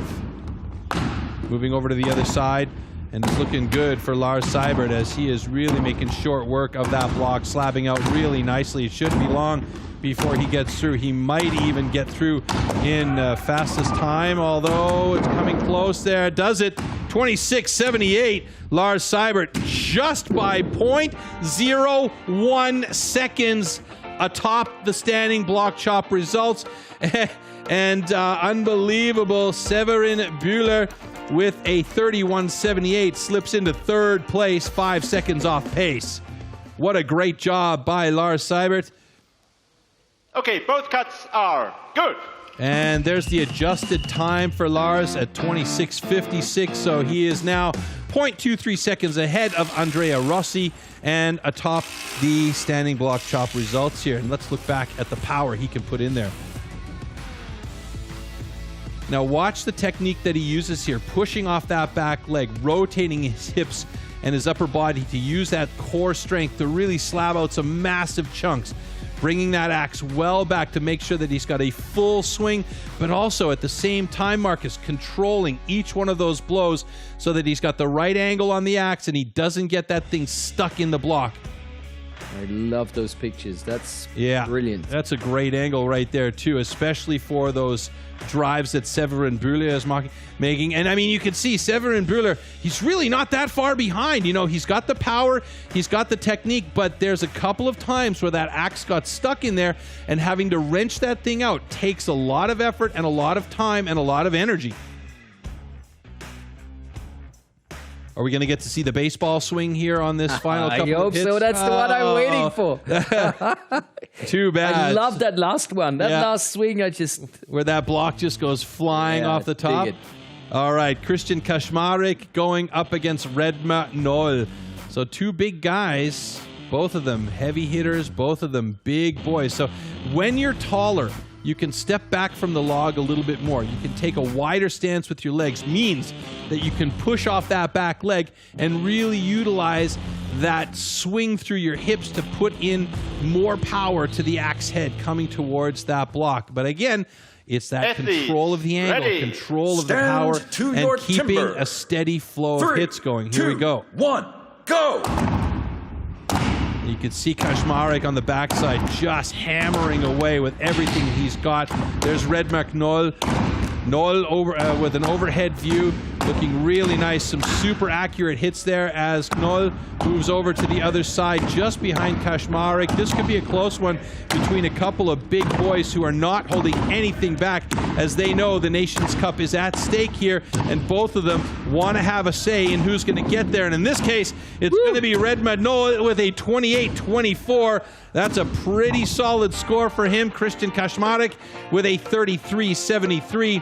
And he's taking a look at that axe, and you can see a chunk of that wood is stuck on the axe, which means there could be something like a burr or something on the axe blade edge that is causing issue for him. So he'll definitely take a close look at that, as at this point, the only other axe discipline where he's going to need that is going to be Springboard. Both cuts are good. So Christian Kaczmarek, my system hasn't updated here yet, but Christian Kaczmarek in second place in that one, and Redmar Knoll with a great time in first place. So after 8 athletes, no DQs so far, and a personal best by the Austrian Günther Dallinger. Is there more to come? I ask you, Troy. We've got Hansen, Moll, Swan, Martin, Kugler, Dubitsky, Pubere, and Köhn-Martin still to come. So I guess 1 or 2 personal bests are still possible. Definitely possible. Anything can happen, and as you know, will happen. And just waiting for my system to update. It's not yet, but I believe that Redmar... No, there we go. Now I got it. Redmar Knoll is in third place with his 28.01. Christian Kaczmarek in fifth. So that's not a bad position for him to be in at the moment. But let's not forget either that we have 4 more heats to go. And that's some big names coming up. Big names coming up. Guillaume Moore, we know, is very strong in this discipline, as well as Danny Martin, Armin Kugler, Michael Dubitsky, Pierre Puy-Barret. This is a list of legends coming our way here. Celebrity talk. Yeah, that's the overall standing that you mentioned just before. And a beautiful old picture of the original extreme sport. The original extreme sport. All right.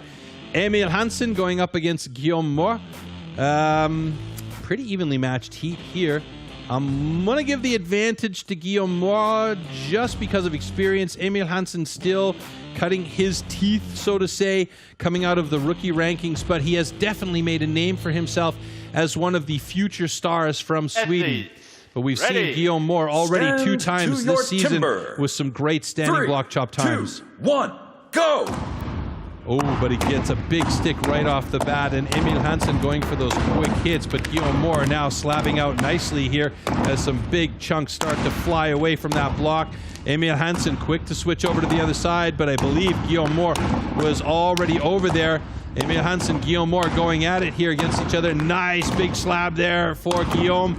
Emil Hansen coming close, Guillaume coming close, and it's going to be Guillaume Moore, 24-74. Emil Hansen in at 27-76, but a great job by Emil Hansen to knock down a personal best. In fact, both of these guys knocking down personal bests, and Guillaume Moore is looking real happy about how things went there as he sheaths up his axe.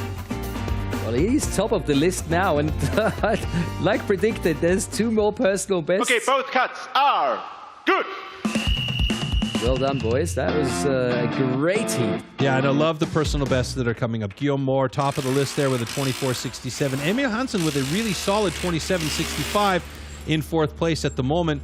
So Sweden still in the mix. If they can jump up there with a good run from Ferry Swan in the next heat, we'll see if maybe there will be some shifting in the overall nation standing as well.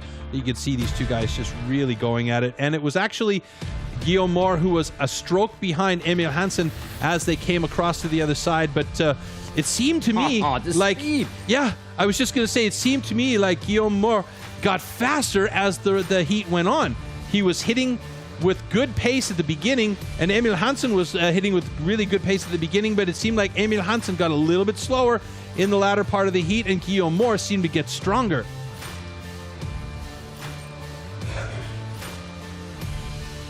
And how about that next heat? I'm not sure, but I think I've seen that before. Ferry Swan against Danny Martin. Yeah, it's almost like this was history in repeat, or something. It's Groundhog Day or whatever you want to call it. But Ferry Swan and Danny Martin are going to be rocking against each other.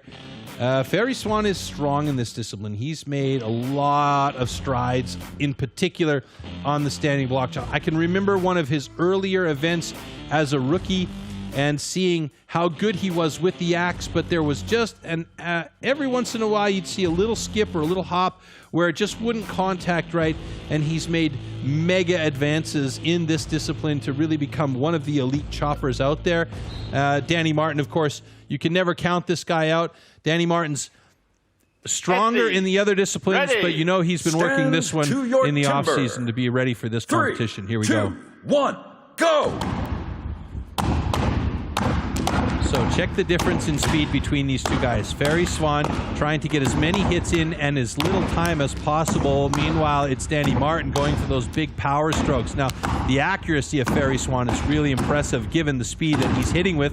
Danny Martin going for those big power hits on the other side. It's going to be close between these 2 guys. Let's see who can drop that top block first. And looks like it might be Ferry Swan. It is 26.23 and a 26.74. Wow. 2 really well matched up heats there. Ferry Swan with the faster axe in this case was just a hair faster than Danny Martin, but I'll tell you what, Ferry Swan slips into 2nd place just behind Guillaume Moore, and Danny Martin in 3rd place right behind Ferry Swan, and that is what a very close heat between 2 really well matched competitors will give you.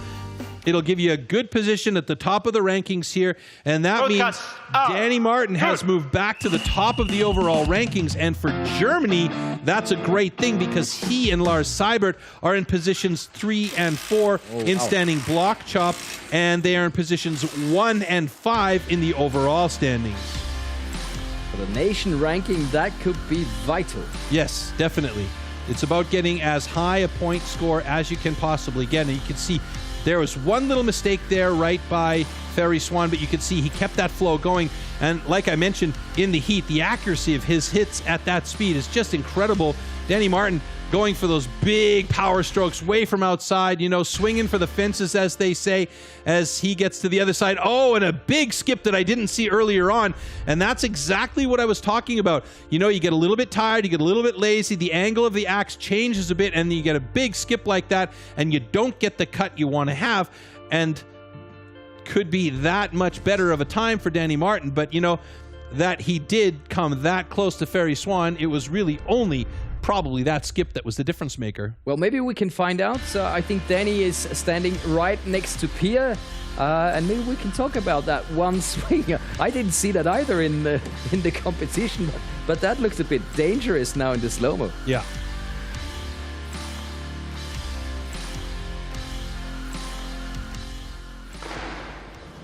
Yes, we are back on site at the Kesselhaus, and I'm having Danny Martin right next to me. Danny, hi. Du bist jetzt auf dem 3. Platz, scheinst aber nicht ganz zufrieden zu sein gerade. Was ist da gerade passiert? Ja, gut, ich bin ein Sportler, der eigentlich nie zufrieden ist. Gut, vorher war ich ja führend gewesen, aber am Standing wusste ich, ich will Top 5 werden. Ich denke, oder ich hoffe zumindest, dass es so bleibt. kann er nicht alles gewinnen und muss auch ein bisschen taktisch handeln. Und war nicht optimal gewesen, auch ein bisschen Pech gehabt. Zweite Seite war ein Ass drin, aber ich bin eigentlich ganz zufrieden. Halbe Sekunde hätte auch noch drauf gehen können oder runter gehen können, da hätten wir Ferris Wahn schlagen können. Aber man muss sagen, er ist ein sehr, sehr guter Sportler, hat verdient gewonnen. Well, there was a little piece of wood in the wood block, and he would have loved to beat his competitor. He didn't, but he's still quite happy that he's in the third place now. Hast du irgendein Ritual, bevor du auf die Bühne gehst? Also irgendwas, was du jedes Mal machst, nur um Glück zu haben? Na, man geht die Disziplinen durch, was man denn beachten soll oder was meine Schwachpunkte sind, und die gehe ich einfach durch und konzentriere mich einfach auf die Disziplin. So I asked if he has some kind of ritual before he goes on stage, and he said, well, he keeps going through the process of the next discipline and keeps thinking about it just to be sure he'll do his best. And I think you're going to do your best at the next discipline. You have all my luck. Yes. So thanks for the interview, and we're heading back to you, Troy. Well, thanks, guys, but he's still on top of the overall standing. Still on top of the overall, so he can't be really sad about that. And what he meant by Austin there was a knot. There was a knot in the wood. So, I mean, it does happen from time to time. He probably just got in there and hit that knot, and that's where the skip came from. All right, here we go. Armin Kugler, 3, Mikael Dubicki. 2, 1, go! So both of these guys really solid in this discipline. I'm going to give a slight advantage to Armin Kugler in this one because he is so tall. Mikael Dubicki, though, he is a powerhouse, and he doesn't seem to care if he's got to yank that saw out of Timbuktu or out of the block, or that axe, excuse me. He is so solid in here, and Armin Kugler looking good, though, and Mikael Dubicki, a little stick there. Ooh, it's shaking at the top. Now it's going to take an extra one, and it's going to be Armin Kugler, though, with a personal best and a season best 20.03. And Mikael Dubicki, he was just a little bit slower with a 24.26. So great job by both of these guys. And Armin Kugler, again, showing his strength in this discipline and how that height is really being used to his advantage. All right, both cuts are good. That's nice to hear, and both Austrians obviously practicing the standing block job. Two personal bests in that discipline. Yeah, absolutely. Gunther Dahlinger with the 38.48 personal best. Not as high as he would like to be in the rankings in standing block, but at this point he doesn't care. He's got a PB under his belt, and Armin Kugler, I mean, just really, really great in this discipline. He often anchors the team competition on this particular discipline, so you know he's strong here. That's not saying anything against Mikael Dubicki, but you could see that power worked against him in this case as he got that axe stuck a couple of times, and then it was just a little wobbly at the top, and he needed that extra hit, and that extra 1.5 swings, let's say, is what cost him the 4 seconds against Armin Kugler. But both these guys are at the top of the standing block chop rankings. Danny Martins, 5th place at the moment, so he's still among the top 5, as was his wish, as we heard in the interview with and Pia. he's still on top of the standings in the overall. Still on top of the standings in the overall, and that bodes well for Germany as well. But we've got one more heat coming up between Pierre Puy-Barré and Koen Martens. Now, that's a heat that we can talk about till the cows come home, because both of these guys are super solid. And there you see, again, they're not really far off each other as far as their statistics are concerned. 190, 187, 110 kilograms, 91 kilograms. Both of them are in their 30s. Koen Martens edging up towards the 4.0 mark, so he'll be happy about that. But Pierre Puy-Barré, again, he's an anchorman in this discipline. Koen Martens, pretty solid. Let's see how the slider of the two can go up against the Frenchman here. Pretty good pace for both of these guys. They're hitting at more or less the same pace, blocking out nicely. Puy-Barré and Martens both going over to the other side at the same time. There was that brief moment of silence on the stage as we didn't hear any strikes happening at all. Pierre Puy-Barré looking good here, though. Koen Martens tiring. Oh, how close was that? Koen Martens with a 22.74 and Pierre Puy-Barré with a 23.41, and it's Koen Martens again with that hidden space power that's coming from somewhere inside the planetoid that's hiding inside his body. The man's an alien. Unbelievable. Look at how happy he is, though. Koen Martens knows that he just battled up a great heat with Pierre Puy-Barré, and we do have a flag on stand A, and that's Pierre Puy-Barré. So I don't know what that could be other than a false start or an early start. So we'll have to see and find out what our guys from competition control have to say.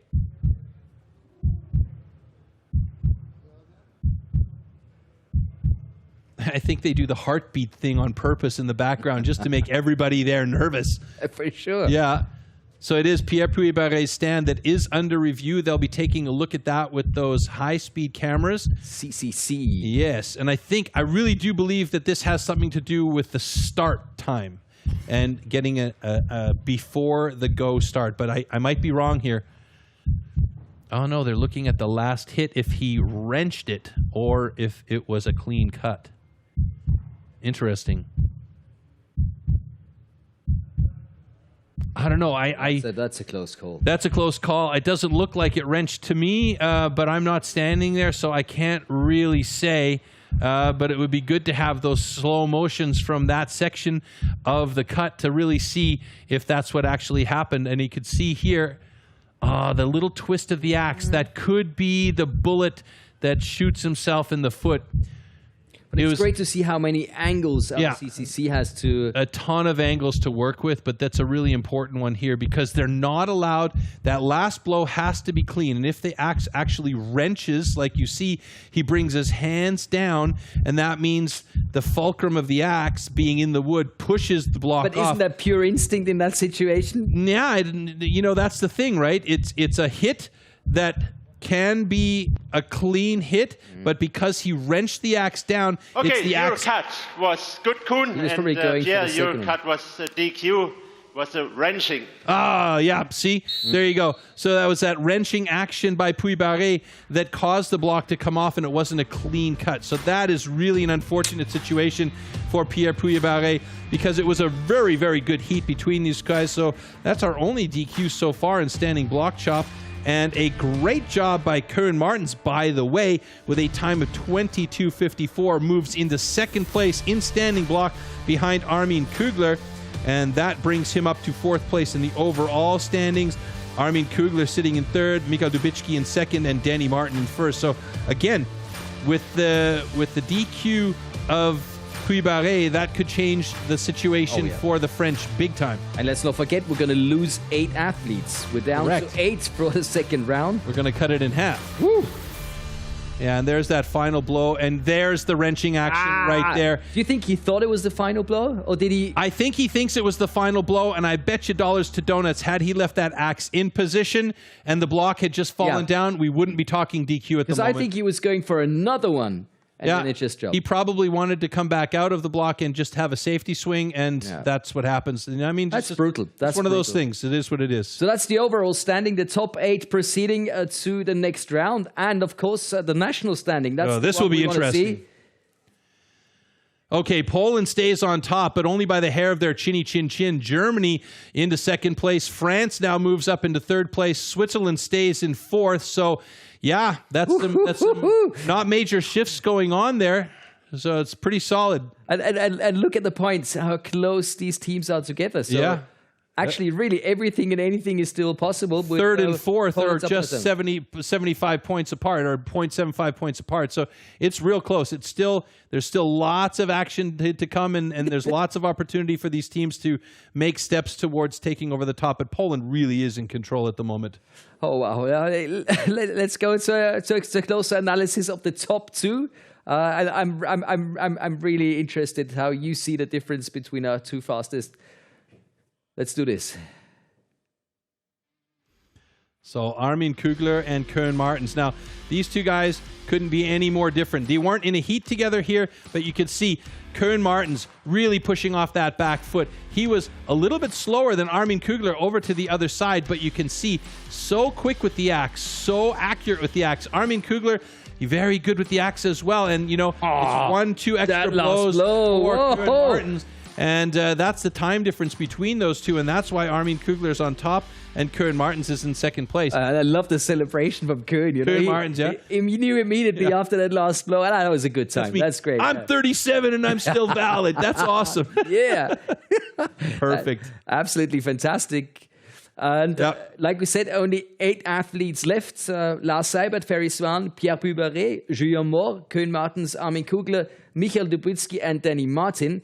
And that, of course, means that we have 2 French guys, 2 German guys, but only 1 Swedish man, 1 man from Austria, and only 1 Polish guy. So taking a look at the schedule before we go to the next discipline, I'm getting overexcited because there's so much happening. A lot of these events you can still watch online. Some of these you can even watch on Amazon Prime. But taking a look at what's going to happen within the next few weeks, of course, tomorrow we've got the Austrian Pro Championships coming up, and on the 27th of August, the German Pro Championship. That's going to be a big one, hopefully with a live audience, Troy. Hopefully, yeah. Gelsenkirchen, we'll see. I think we're still going for that. And now we're down to 8 athletes, and the next discipline is going to be the single buck. How that works, find out.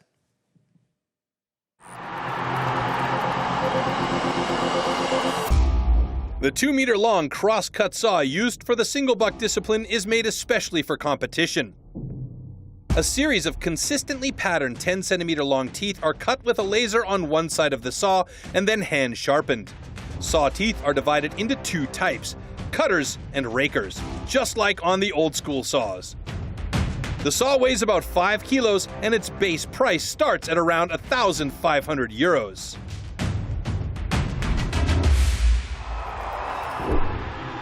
Single buck. The single buck is a one-man saw about 2 meters long. With this, the athletes have to cut off a complete disc of a 46-centimeter thick wooden block. The perfect interplay between rhythm and strength is the key to success.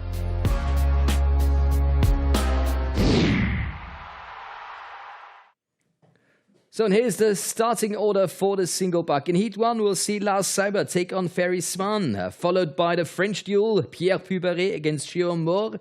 In Heat 3 will be Koen Martens against Armin Kugler. And in Heat 4, Michael Dubitsky against Danny Martin. It is time to rock and roll with our 8 last remaining athletes. Yeah, and single buck, as we say so often, the misery whip or the pain saw. It is, as you heard, a 2-meter-long crosscut saw. The thing about this particular instrument is that you have to keep the flow going. You can't take a pause in there somewhere. You can't make a small mistake on angle. Otherwise, that thing will stop and bow, and then you could get into big problems. Now, this is without assistance. This is another thing that makes this particular discipline a little bit harder, because most often when you have these individual competitions, you will have an assistant on stage to wedge and lube that saw to make sure that it keeps moving through the block. It's a 46-centimeter block, as you heard, and that lube and wedge prevents the block from actually binding on the saw. Now here, without assistance, you've got to make this work without having that wedge or that lube in place. So if that saw happens to stop and it binds or something like that happens, restarting it is quite the bear. Here we go. Lars Seibert, Ferry Swan. Ready. Stand to your timber. 3, 2, 1, go! Ferry Swan starts off with a couple of quick cuts, but he gets hooked up really fast. Lars Seibert had a really great start, and he kept that saw working all the way through. Lars Seibert with the additional time going through the bottom without having any issue at all, and he's got himself a personal best with 13.85. Ferry Swan off the top of that one, got that saw stuck right off the hop, and that caused a lot of problems for the young Swede in the beginning. Once he got it going, though, he kept the flow moving nicely, but it wasn't enough to beat Lars Seibert. Adjustment for both of these guys, and we're looking at 13.65 to 15.45. All right, both cuts are good. All right, so far Germany getting represented really well by the 2 remaining guys here in the final. Lars Seibert with a fantastic time and a personal best of 13.65 in single buck. And that means we're going to take a look back here at what happened at the start. Hopefully we can get a shot of Ferry Swan. All right, let's take a look here. So watch this, what happened with Ferry Swan. Right here, it hooks up, and then he has to fight to restart that saw. Meanwhile, Lars Seibert is already more than halfway through that cookie as Ferry Swan finally gets his flow going, and Lars Seibert was off to the races and had this one in the bag, and Ferry Swan was just 2 seconds too slow for Lars Seibert. So the young Swede will be thinking about how to improve the starts there and making sure that that doesn't happen to him again. But again, you have that block that could bind on the saw at the top of the cuts, usually not though. That's just about the angle and getting the saw moving. But Lars Seibert played this game exactly right today, using the entire saw for a really nice clean cut. And you can see there the sweeper teeth doing a great job to get all that gunk out of there so the cutters can do a nice job. All right, French battle, heat number 2. Pierre Puy-Barré against Guillaume Moore. The world record, by the way, 12.01 seconds. So Lars Seibert is not really that far off the world record pace. And that should set him up on top of the rankings really well. But Pierre Puy-Barré is really, really good in this discipline. He's a big man with long legs that can really utilize that extra space that he's got, that he can step away from the block and really pull that saw through clean and long. And that really is the key, is to use as much of those teeth as you can to cut clean. Stand to your timber. 3, 2, 1, go! And right away, Pierre Puy-Barré using the entire length of that saw, in contrast to Guillaume Moore, who's making choppy, quick cuts. And Pierre Puy-Barré really close to the bottom of the cut, and he's going to do it in a great time of 13:66. Great job by Puy-Barré, and he's got himself a PB. So Pierre Puy-Barré has a personal best at 13:66, and that is 3 personal best, because Guillaume Moore, also with the pressure from Pierre Puy-Barré, has a 16:36, and that's a personal best for him as well. So great job for these two Frenchmen here. Okay, both cuts are good. 3 or 4 with the personal best. I mean, yeah, what are these guys doing? And there's entirely a chance that Ferry Swan could have had the personal best, coulda, woulda, shoulda, but you know, that hook up at the top of his cut was really a problem for him as we take a look back at this battle between the two Frenchmen. And you can see right away, Pierre Puy-Barré uses the entire length of that saw working for him and really efficiently cutting. And Guillaume Moore just taking those choppy short strokes to get things going, and he actually never really stepped away from those choppy strokes, kept it going to the bottom. Not a bad time, 16:36, walks away with a personal best, but Puy-Barré with a really nice cut here. Still, but the adjustment they made in the timing after competition control had their hands on it has now changed things here in the single buck standings. Pierre Puy-Barré, his official time is now at 13:44. That means he jumps 21 hundredths of a second ahead of Lars Seibert, who is now in second place after that adjustment. So moving on to the next heat, and it is Koen Martens against Armin Kugler. Armin Kugler, a good sawyer when it comes to the single buck, but today you just can't count out Koen Martens. The way he's been, No, you can't. the Never way can. he's been performing, it's anybody's guess. I mean, he's probably going to come along there and cut this with one hand on the saw. Who knows? I mean, the guy's unbelievable. I don't want to jinx him or anything like that, but he is having a day. So Koen Martens going up against Armin Kugler. Armin Kugler, plenty of experience with this particular discipline, really, really solid at the single buck. Koen Martens, you could see Koen, his stance is extremely wide for the height that he actually has. And he's going to be putting every ounce of his core into it. You know, as we've seen all day long, his core is on fire. 3, 2, 1, go!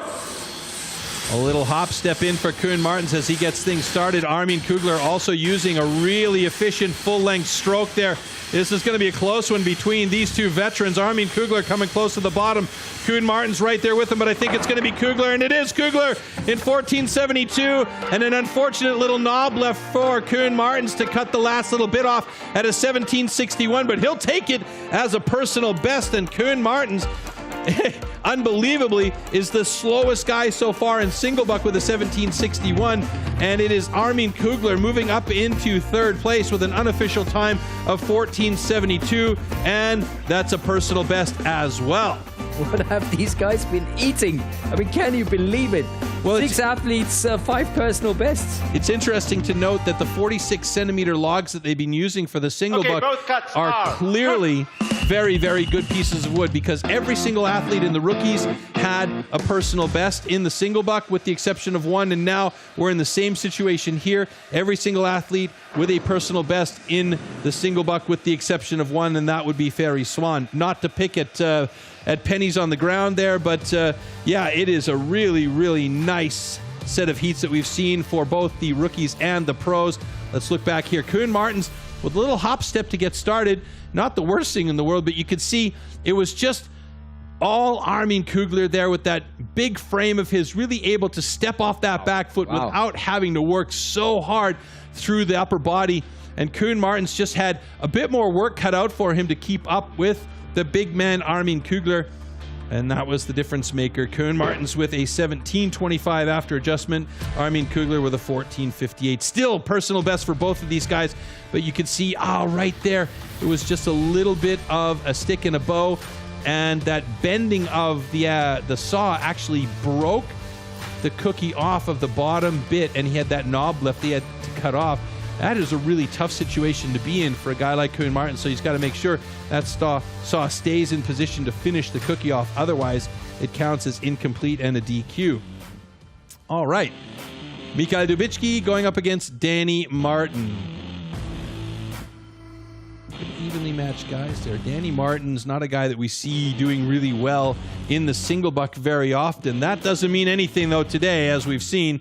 And, yeah, Michael Dubicki on a roll this season, really on fire. So they'll set his saw in place, measure it, make sure that everything is completely fair, and then get these guys ready to rock and roll in the final heat in single buck. Remember, we only have 8 athletes remaining in competition in 2 disciplines. That is this one, the single buck, and then the springboard with 2 boards. Now, we did see last weekend the springboard for the rookies for the first time in competition with a single board, just so that they can get their feet a little bit wet in this discipline. But with the pros, it's 2 boards, and it is a big deal because it is the crux discipline before getting into the hot saw, which is the final decider. Ready.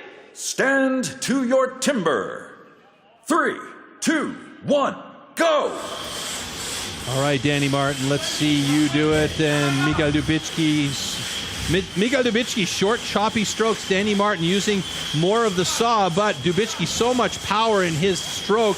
And let's see who's going to drop it first. It's going to be Dubicki with a 14.28 and Danny Martin with a personal best of 15.48. A real nice battle there between the two. Danny Martin's worst score in an individual discipline so far, sitting in 6th place with a 15.48, but it's a personal best, and actually it just adjusted him to a 15.26, so now he's in 5th, so he stays top 5 in this discipline, and it is Michael Dubicki who finally redeems himself after the standing block chop, and he moves up into 3rd place in the single buck. And the top athletes very, very close together. We'll see it in the rankings soon, but this is absolutely amazing. And this is going to stay very, very exciting until the very last discipline. It's going to be super interesting. And again, every single guy with the exception of one had a personal best in there in this discipline. So clearly they had some good wood.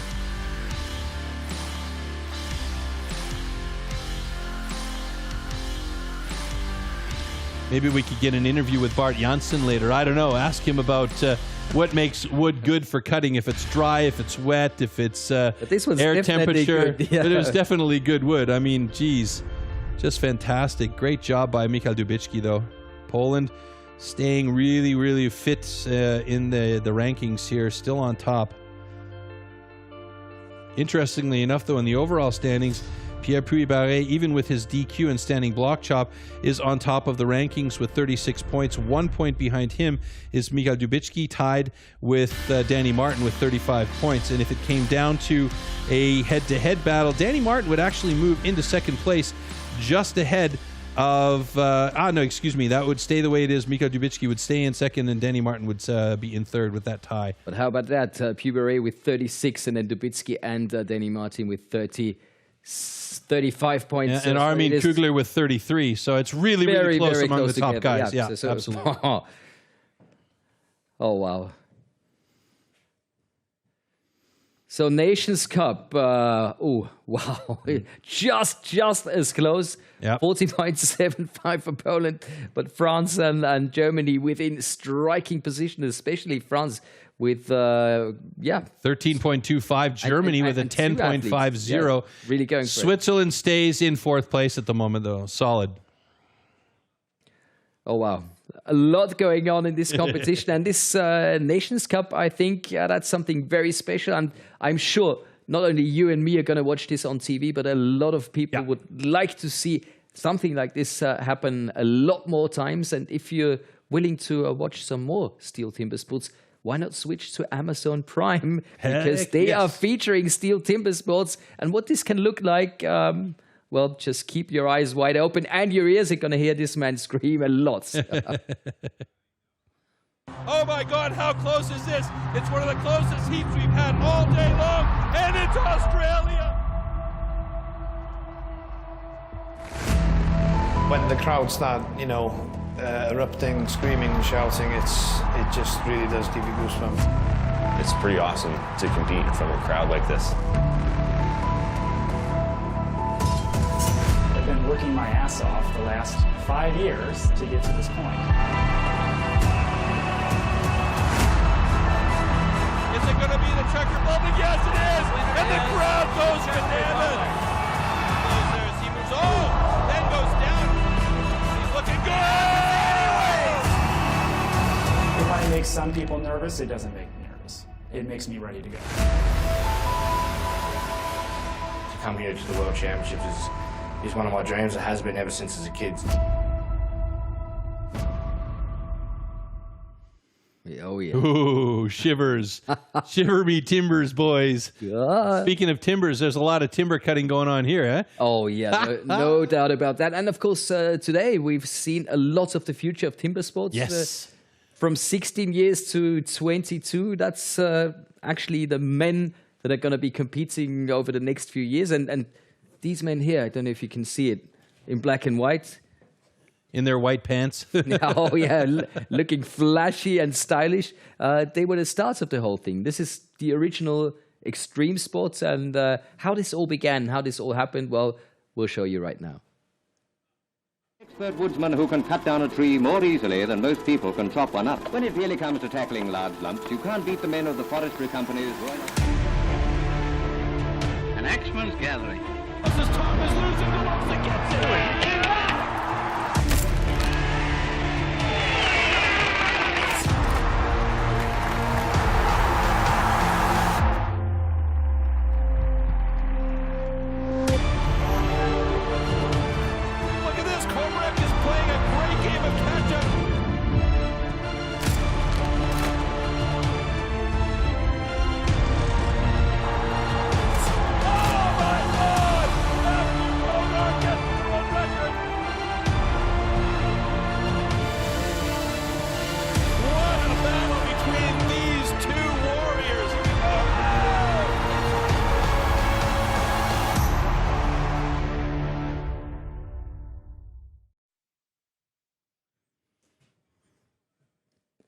Can you feel it? I got goosebumps just watching that. There's nothing quite like being there live, but if you can't be there live, Amazon Prime is as good as any a place to start, and that'll give you a whole list of different events that you can watch from the early days right on up until most recent events. So fantastic. If you can't get there live, check it out on Amazon Prime. It's another fantastic way to watch it. Oh, there's nothing Nothing better than that. And of course, we already had a lot of events in this year 2021, and there's still a few more to come. Take a look at this.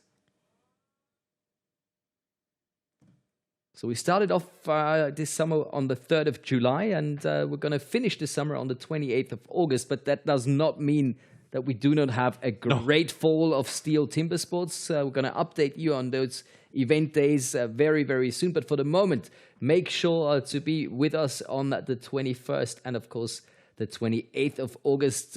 And tomorrow, we've got the Austrian Pro Championship coming up as well. Yep. So that's the schedule for August. And September and October are still to come. September, same, but different. In October, the World Championships. Ooh, yeah, baby. That's going to be a big one. That's the one to look forward to. And Springboards, of course, is going to be the next discipline. Isn't that one of your favorites, Troy? I love this discipline because, and I mentioned when Pia was here filling in for you, I mentioned this to her, that it is the finicky discipline, the kitty cat discipline, because so many things can happen in this. You didn't say the kitty cat discipline. I said the kitty cat discipline, you know, slap me off the back of my hand with that one. But it really is so finicky. You just never know what's going to happen with this one. And, you know, that's unfortunately, we don't have the audience there. The atmosphere is a little bit missing. So that really special thing that makes these events live so awesome is what I really would like to have back sooner than later. Please, folks, Germany, government, everywhere in the world, let's get this thing done and dusted and get back to live events and have some fun where we can really get that goosebump standing on our skin again. It comes down to Mitch Argent and Shane Jordan battling hard on the standing block. Who is it going to be? Is it going to be Australia or New Zealand? Oh my God, how close is this?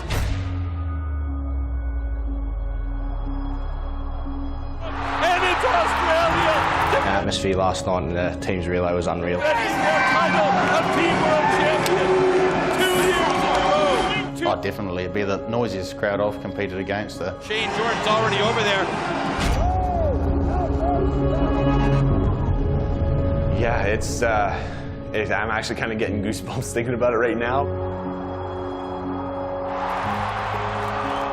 The crowds here, they were just erupting. You feel the energy of the crowd. My goodness, what a great comeback from Belgium with a time of 1. The crowd was absolutely electric. And it was so much noise and support.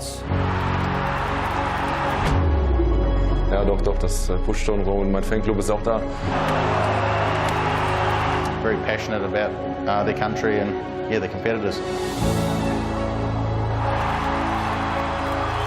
Yeah, it feels super. Oh my goodness, look at that. It's pretty awesome to compete in front of a crowd like this. But he's not giving up. He's looking good. Like such an adrenaline rush. It's an amazing feeling.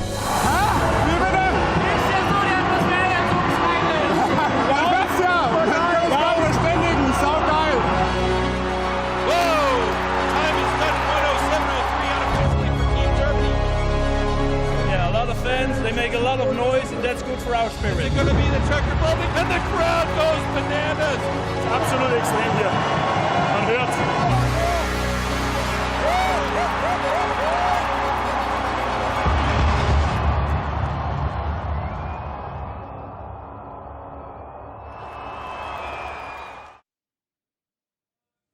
Oh, yeah. This is STIHL Timbersports. And by the way, this is our next discipline, the Springboard. Springboard. Springboard simulates the traditional way of felling trees, climbing up over thick roots. First, notches known as pockets are chopped into the log. 2 springboards are then anchored into these pockets. The athlete then climbs up to chop through a 27-centimeter thick block of wood in the fastest time possible. And that gives us a chance to look at the starting order here in the Springboard discipline. In Heat 1, Lars Seibert will take on Ferry Swan, followed by Pierre Puberet against Guillaume Moore. Then it will be Koen Martins against Armin Kugler. And in our final heat, Michael Dubitsky against Danny Martin. Yeah, Heat 2, the two Frenchmen going head-to-head once again. I'm going to give the advantage to Guillaume Moreau in that one. In the first heat, Lars Seibert, he's a big man. He's got to have really solid pockets, so that board is stable to support his 120 kilograms.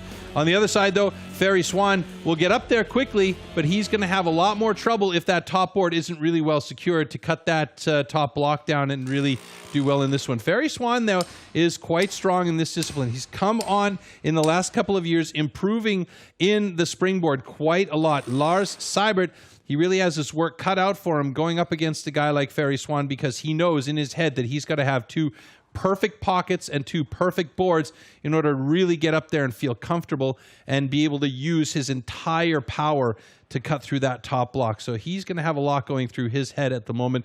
Ferry Swan will be running on what he already knows that he can do in this discipline. And Kesselhaus looking really good, by the way. Yeah, they've done a great job with the lighting just to keep that atmosphere clean, even under the circumstance that we got here. Stand so they've done a great job. Timber. 3, 2, 1. Go! So a perfect pocket here is 4 hits, and then it should be done. And Ferry Swan with a 4-hit pocket, and that board is almost perfect. Great placement by Ferry Swan.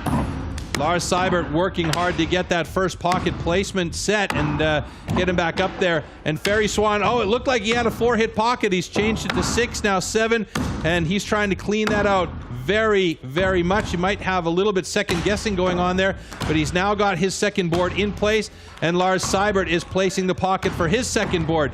Ferry Swan, though, with the advantage up on that second board and working on the top block now, as Lars Seibert really struggling to try and find a clean pocket. And look at that. That is another perfect board by Ferry Swan. He's gotten so good at this discipline now. A little bit surprised that his back foot isn't farther back on the board to really try and utilize that pressure that he can push off the back leg and twist his hips through the hit.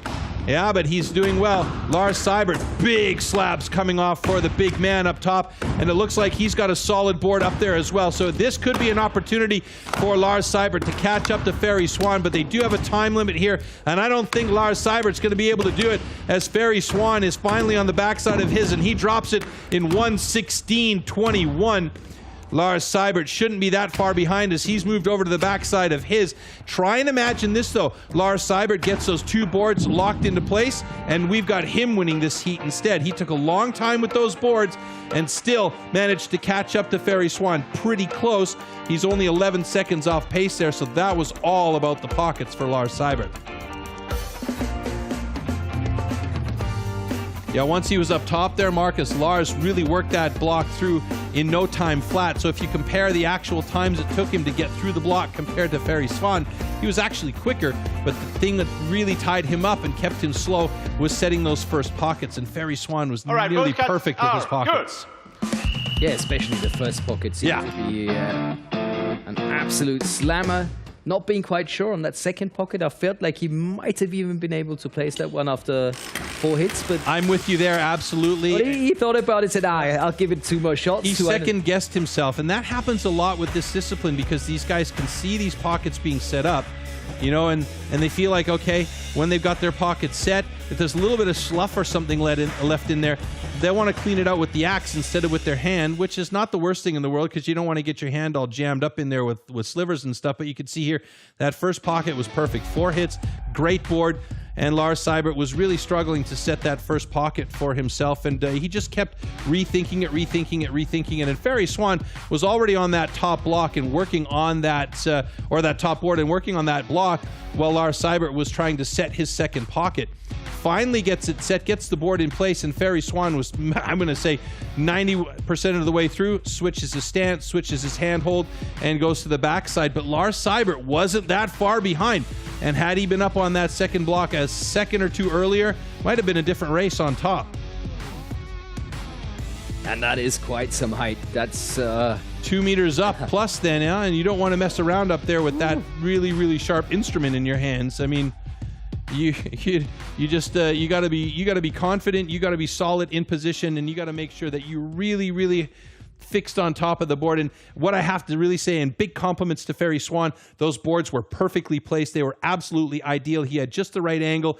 The only thing is, I would love to have seen Ferry's back foot a little bit farther back on the board. He could have put a little bit more effort into that block. But you know what? It's like apple and tomato. What difference does it make? He did a great job up there. And what about our hashtag STIHL TIMBERSPORTS? Join us on that. Send us pictures, all the info you want. Get involved in the conversation. Absolutely. And let's not forget, we've got Switch. Oh, yes. With Tolga, that's a nice one to join in if you want to talk about Timbersports. What's his name again? Oh, I forgot. Tolga Timbersports, I think it is, isn't it? Yeah. Let's not forget hashtag Kiss My Axe. That's my favorite. Timber Tolga, of course, is ready for you on Switch. And if you want to get some information done, if you want to drop him a line, he'd be very happy to answer everything you say. Absolutely. And of course, talking about the Springboard, this is the discipline that the rookies needs to learn before they get to be a pro. So I think they'll be sitting around in Kesselhaus, talking to the pros, watching them move, and seeing a young guy like Ferry Swan on those first hits to get up there. Yeah. Well, that's Ferry Swan's been working on this discipline to really perfect it as much as he could in the last little while. And as we've seen, the Rookie Academy gave them their first opportunity to really get involved with the Springboard. The rookies will only do one Springboard. So, you know, when we saw the first time for the rookies actually competing with the Springboard earlier on last week, then we saw them just do one Springboard. Yeah, let's get them up there slowly. We don't have to throw them up 2 meters in the air with a sharp axe and limited experience. So that's why the Rookie Academy, and that's why that first competition with the Springboard officially involved in the rookie competition was so good for these guys to really get the feel of how this competition works. And then they can talk to the pros that have been in this position a few times. They can get the information, and they can see a guy like Ferry Swan, who was the rookie champion, come through and hit a perfect 4-hit pocket to set that first board and get up on board. I mean, great job by him today. And like I said, you know, this is a finicky discipline. It's a super hard one. And that's what the Nations Cup is all about, getting the rookies and the pros together. And I think the invention of that competition is perfect. And it's going to be great for the future of timber sports. Yeah, absolutely. Because it's now a good the way rookies to apply are growing both of these guys together. Yeah, absolutely. Faux show. So we're ready for our next heat, which will be between the two Frenchmen, Pierre Puybarret and Guillaume Moore. And do you have a favorite on that one? I'm going to give this one to Guillaume Moore because I saw him do this very discipline earlier on. Very solid athlete in this discipline. That's not taking anything away from Pierre Puybarret because he is very good as well, but just the absolute size difference between these two gentlemen. Not massive, but Guillaume Moore is perhaps a little bit more adept at the Springboard than Pierre Puybarret is, even though Pierre Puybarret has the experience and the time on these boards more than the other. And of course, his personal best is under 1 minute, which always makes him a great contender. And there he is in his final preparations.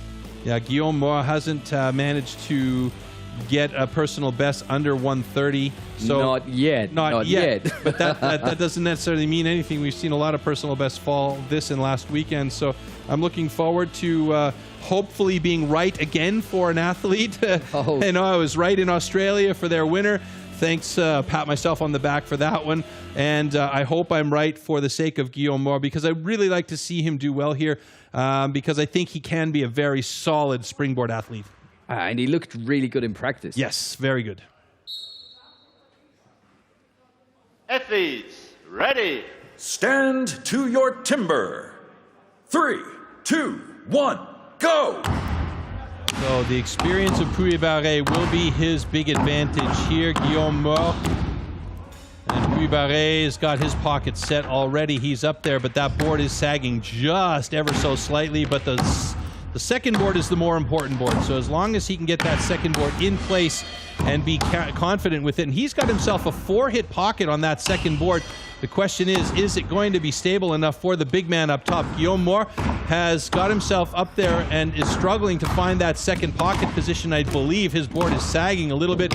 A quick sweep with his fingers, but Pierre Puybarret is already way up top working on the top block. Now, Guillaume Moore has a pretty good board, although there is a bit of sag by both of these guys on their boards. So this is going to be a tiring heat for both of these gentlemen because they're going to have to push not with their hips as they would like to, but they're going to have to work it from their shoulders and arms and chest. And that is going to make this heat really difficult for these two guys. They're going to be tired by the time they get through to the second size, but it's Puy-Barré who's going to block this one off the top before Guillaume Moore with a 105.39. Let's see if Guillaume Moore can really beat his best time of 135.81. I'm crossing my fingers for him because I would like to see a personal best here for this man.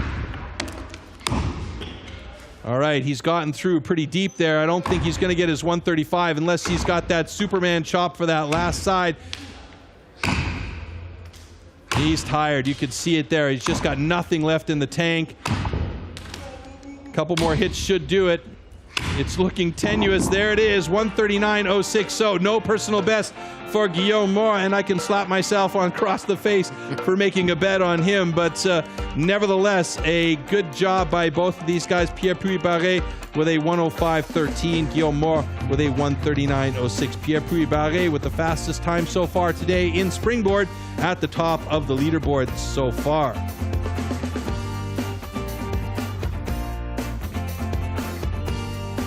Tough discipline. So many things playing into factoring into the situation here. Cutting the first pocket, making sure that you've got a quick pocket, getting the board in position so it's stable. And you could see the difference between Ferry Swan's board. They had a nice angle on them so you could push off that back end of the board. Whereas these two guys both had saggy boards up on the top there. And you don't want a saggy board. No, I'd be so scared. Gentlemen, you don't want a saggy board at all.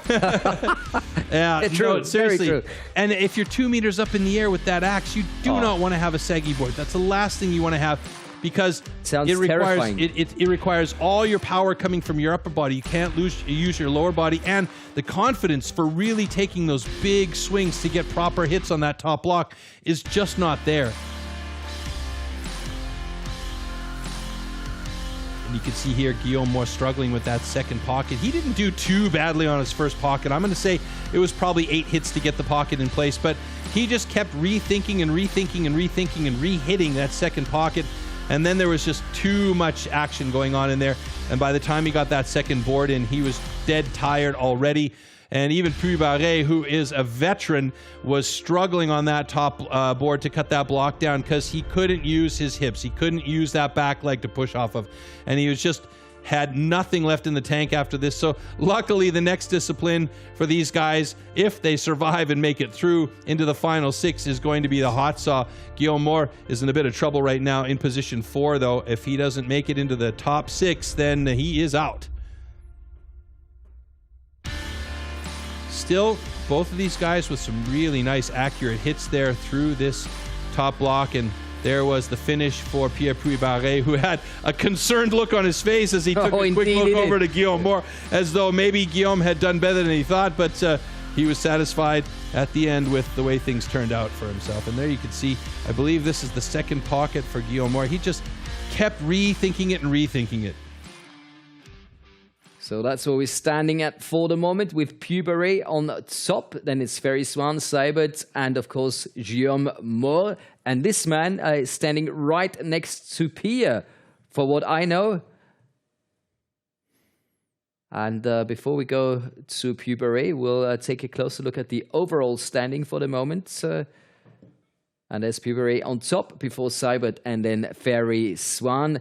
And now we can go to Guillaume Moore, and he is standing right next to Pierre for an interview.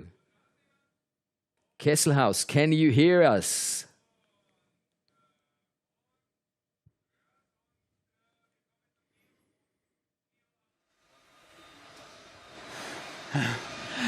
Yes, we can hear you. There have been some issues. I've already asked the first question, which was that he just finished the second round and how he's feeling, and he just answered that he's feeling well.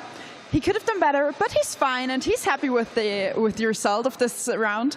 And now to the second question. Quelle est ta discipline préférée et pourquoi?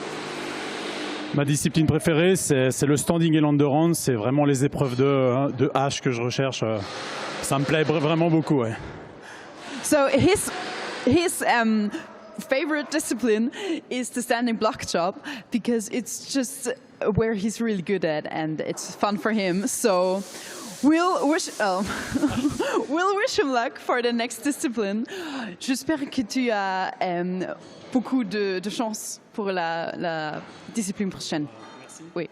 Merci pour votre temps. Merci à toi. Merci. So back to the studio.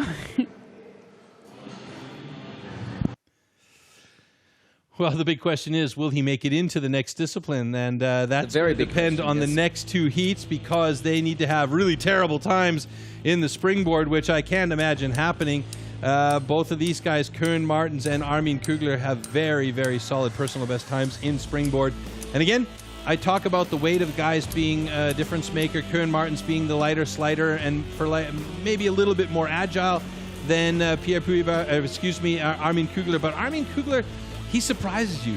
He's a little bit cat-like, you know? Sometimes you see him come on stage and he kind of saunters on stage. I'm with his very hat. sure he hasn't heard that often before. Probably not. Armin, you're cat-like. Not a lot of people are going to look at me and say, hey, you're cat-like, my friend.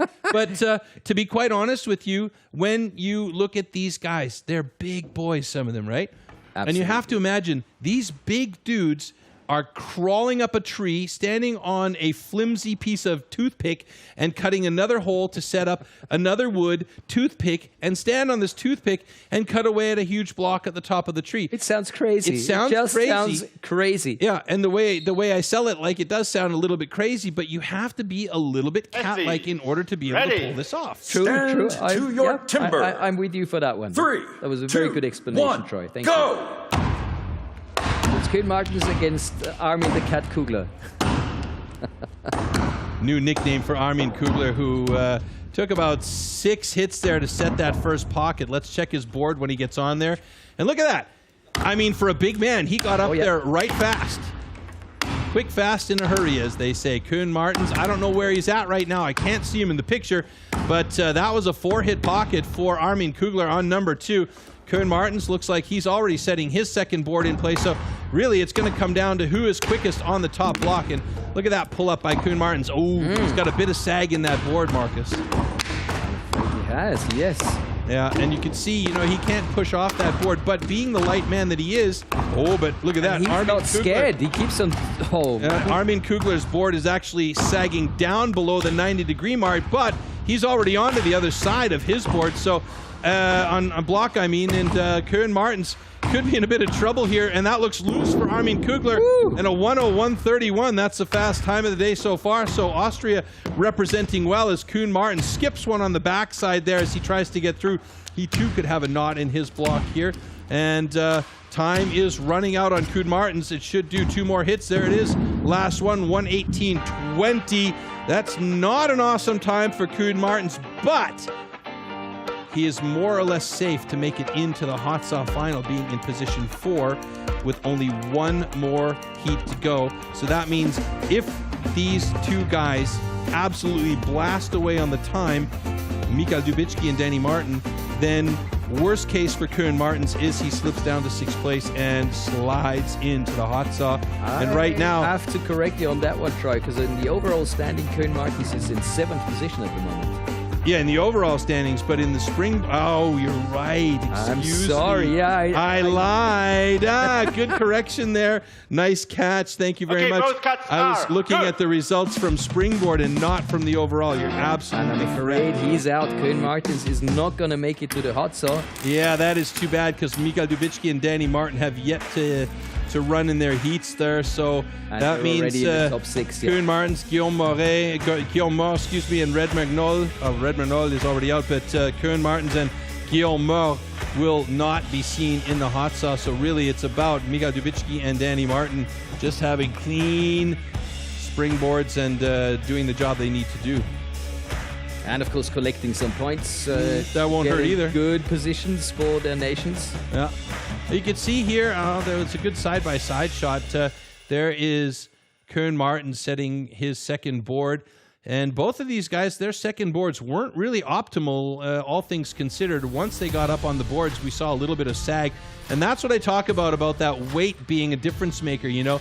Koen Martens being a light guy, he can get up there, and if there's a little bit of sag in his board, it's not going to affect him that much. But Armin Kugler, on the other hand, you could see that that board was sagging down below 90, and that required a lot more effort up top for him in the upper body aspect of things, so he couldn't really use his hips and his back leg to push off of it. And I harp on this a lot, and I talk about this a lot, but it's such a huge aspect of this particular discipline, and that extra sag down and seeing that his foot is so close to actually where the hook is just makes it that much harder.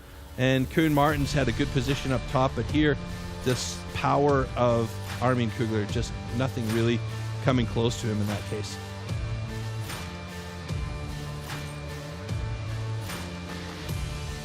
And that's the one place where wrenching is totally okay. And that was perfect wrenching. Yeah, it was a perfect wrench. I mean, really clean that pocket. Look at that pocket. That's about as clean as it gets, and you just got to get your, extra junk out of there and set your board. I think Koen Martens took a little bit too much time on that one. All right, so heat number 4 coming up between Michael Dubicki and Danny Martin. So Armin Kugler is going to be very happy with that for the moment. Yeah. Just take a look at the overall standings. Sitting in second place, Pierre-Puy Barret up top, as we've seen him so much this year.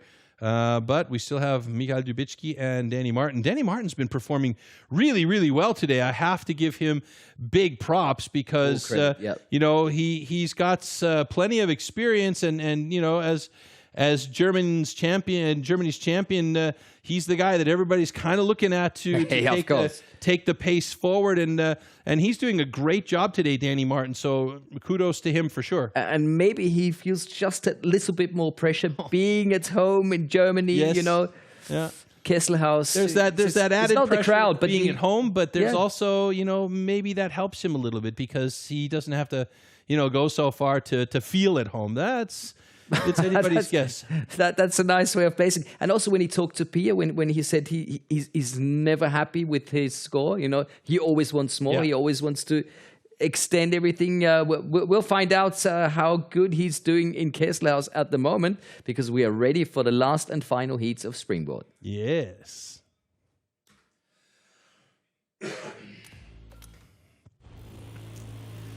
Okay, so there you see our two very serious competitors here, Michael Dubicki and Danny Martin. Just you can see here, Danny Martin, his personal best is pretty off pace compared to Michael Dubicki, who's got a personal best under a minute on Springboard, which is on one side fantastic because of the size of the man, but also scary because of the size of the man.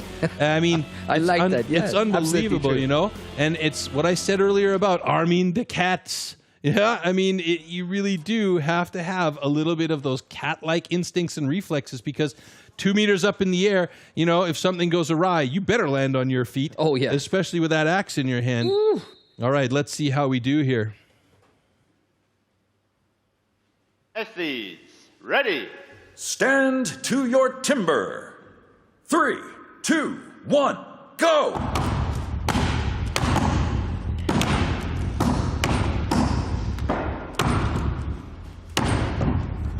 All right, Dubicki and Martin pretty close on that first pocket. Dubicki's already trying to set that second pocket. He's got a few more than 4. He's at 6 hits thereabouts. So pretty solid so far. Dubicki sets the second board in place. Oh, that's looking like a really nice board for Dubicki. Martin still trying to plan the pocket for his board number 2, so he's got to get that thing working. Finally got his pocket more or less set. Is that board going to be good enough for Danny Martin when he gets up on top? We'll see from a different angle. Can't tell from here if it's got sag or not, but he is already working on that top block. But Michael Dubicki has a perfect angle on his, able to work it nice and solid from the first side. He's going to get through nice and deep, and he'll switch over to the backside fairly quickly. He's not going to make it under a minute, but he is pretty good so far. Dubicki and Danny Martin going at it hard. Dubicki with a 106.97. And Danny Martin almost there. He's working on the odd angle on the backside. You can see his body position and his axe position trying to get through the backside. Did he cut deep enough on the front side? He did. 121.25 for Danny Martin. So if we look at that time there, Danny Martin, 6th place in the Springboard, just ahead of Lars Seibert. And Michał Dubicki in 3rd place with a 106.80. So again, the big man, really scary how good he is at this discipline for the size and weight that he's dealing with.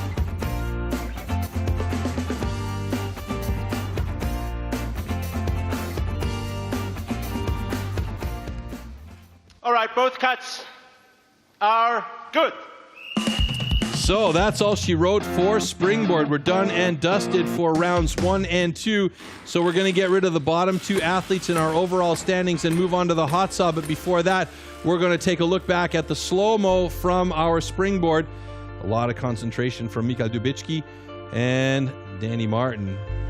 So Dubicki had about, I'm going to say, 6 or so hits for his first pocket. Got that board in place. Quick snap in a hurry. Good position on the board as well. So obviously, he's been training this quite a lot. And that was, I called it a 4-hit pocket, but it was a little bit more than a 4-hit pocket. 4-hit pocket's pretty much perfect. I might even say that was about 7 or 8 hits to get that second pocket set. But that said, he placed this board, and once he got on, that angle was more or less perfect. Oh, Didn't wow. have any sag at all. Danny Martin's first board was pretty much even.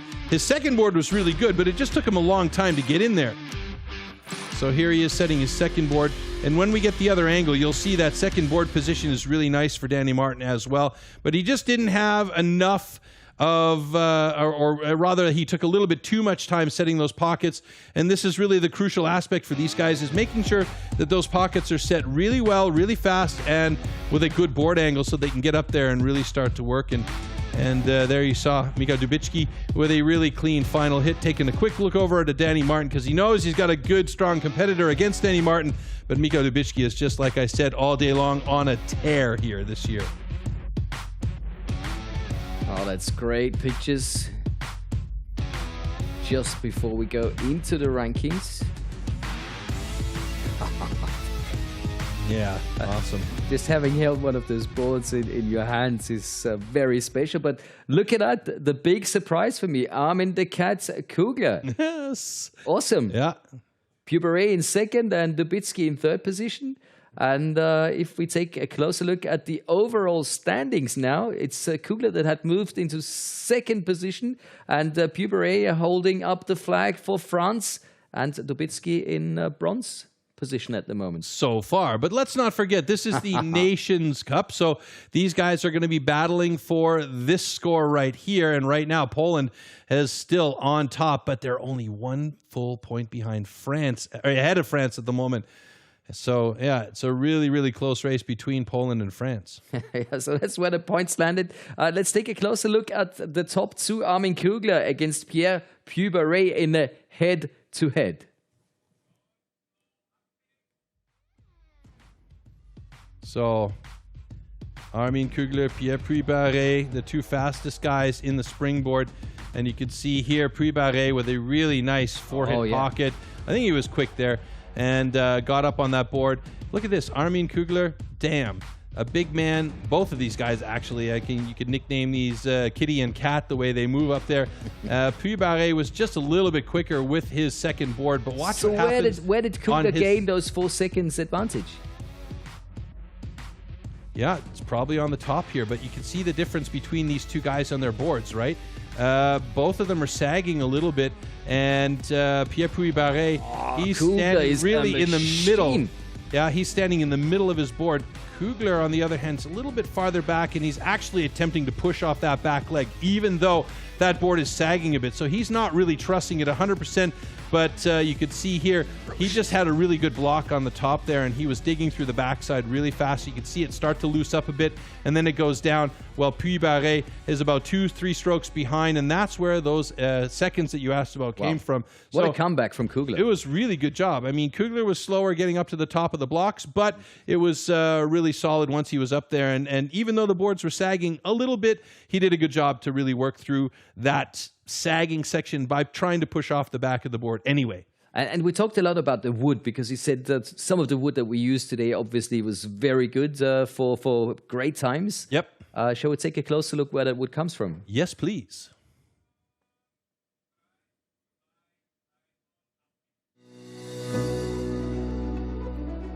Hi, my name's Spike Milton, Global Sports Director for STIHL Timbersports. Today we are in a plantation of young poplar. And one of the biggest challenges that I face as part of my role is to ensure that our competitions are supplied with the highest quality wood. We as STIHL Timbersports pride ourselves that all wood is sustainably grown, harvested and recycled to minimise the overall amount of wood processed. Firstly, this poplar wood is grown on certified plantations. These are fast-growing hybrids which are 100% sustainable. The plantations are predominantly used for the packaging industry, and therefore our trees can be considered as a side product. Secondly, the white pine for our sawing disciplines is only sourced from certified forest management. No matter where the wood is coming from, it is always harvested with minimum impact on the natural environment.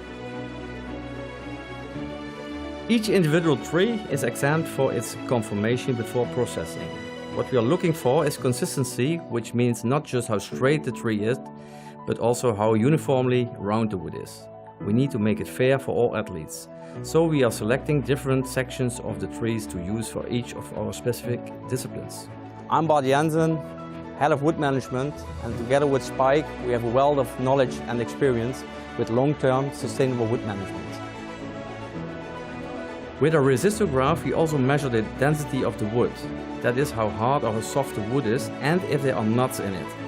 To ensure the quality and high standards required for premium competition wood, we need to have a consistent grain structure with a uniform size, thus providing equal standards for all of our athletes. I don't see any nuts, so this forest is good for me.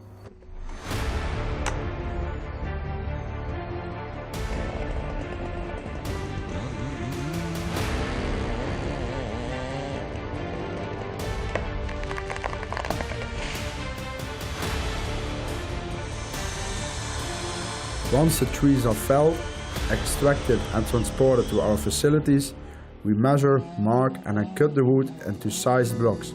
Daan Jans here. As a specialist chainsaw operative, I oversee the further processing of our premium competition wood, from the plantation to the stage.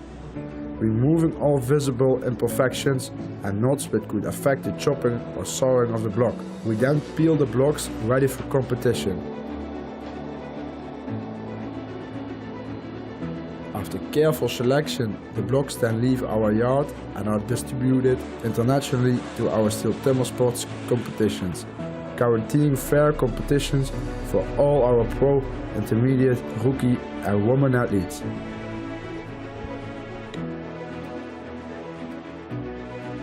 After all our STIHL competitions, all the spent wood is collected and recycled right down to the wood chips and sawdust, which, for example, is converted into renewable energy in the form of wood pellets for biomass.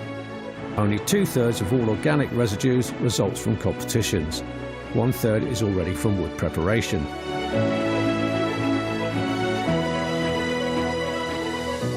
In order to achieve a long-term consistent premier wood supply for the coming years, we quest to find certified partners.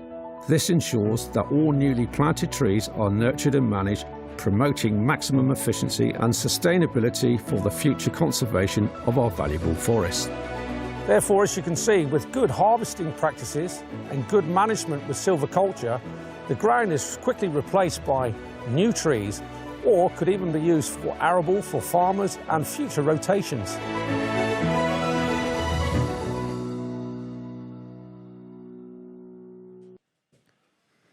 Well, I think it doesn't get more professional than this. And Troy,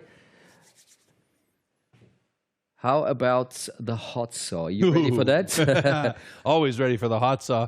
Bit of a gas head myself. Love this stuff. But it's a tough one. It's a really tough one. If I said that the Springboard was finicky, hot saw, it's even worse. Well, and all you need to know about the hot saw, that's coming up right now.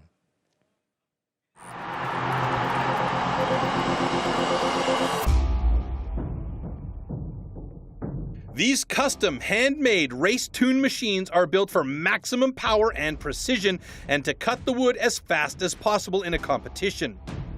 They are built with a 60 to 80 horsepower single-cylinder two-stroke engine often taken from a snowmobile or high-powered motorbike. The hot saw can weigh up to 30 kilograms, and its chain rotates at over 250 kilometers an hour. The cost of a competition hot saw used in STIHL Timbersports is upward of 6,000 euros. Hot saw. For the hot saw, power saws are called into action, and the athletes have a space of 15 centimeters to cut 3 complete discs off a 46 centimeter thick wooden block. Jumping the start or cutting over the line will result in a disqualification.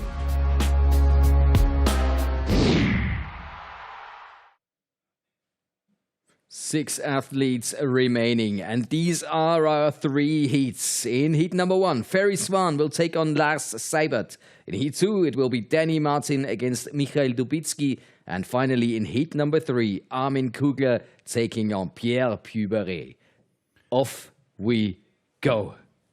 Yes, and this discipline is the maker or the breaker, as they call it. It is the one discipline that can decide a win or a loss in an event like this.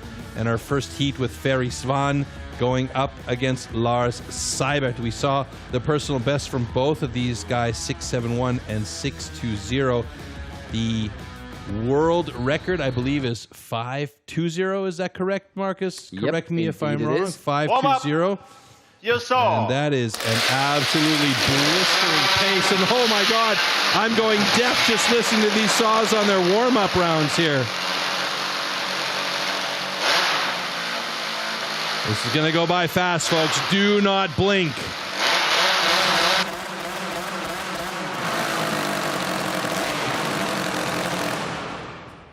These guys have an intimate relationship with each of their saws. They absolutely know these saws inside and out. They know how long they need to warm it up for. Seconds. And they only have a certain amount of time to warm them up here, so they have to do that within the time frame allowed.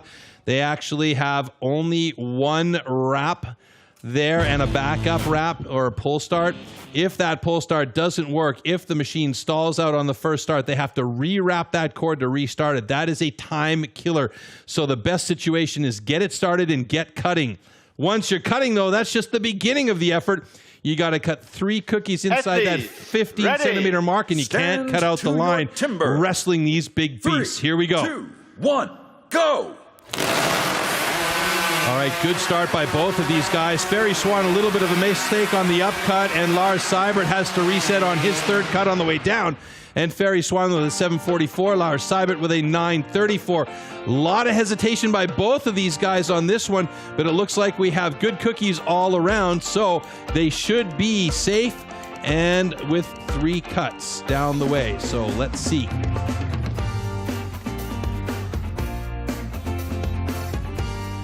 Lars Seibert is looking not very happy at his. Did he cut outside the line? Does he have an incomplete cookie? Oops. Looks like he's got an incomplete cookie. They're going to look to try and find a piece that might have broken off as it fell down.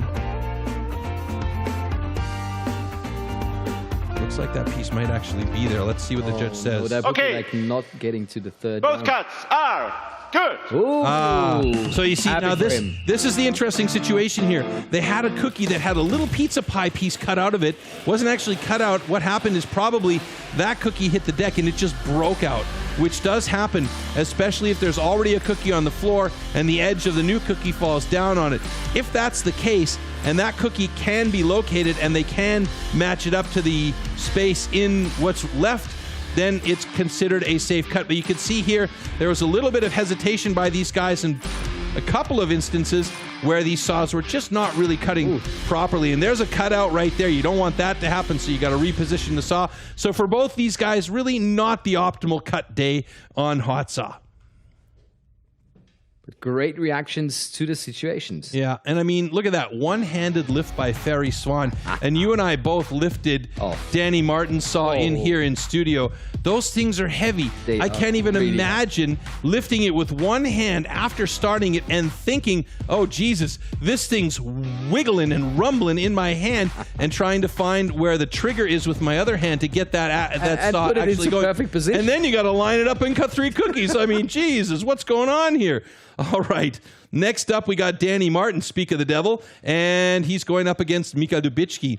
Now, Danny Martin is really strong in this discipline. Look at that time that he's got as a personal best, 5:59. That's really, really, really close to the 5:20 of the world record. So that is a very, very good sign for Danny Martin. He could take a big step here in this hot saw competition and in the overall standings. But Michal Dubicki, this guy, he has just been so solid this year. You saw. Let's wait for the sound. There we go.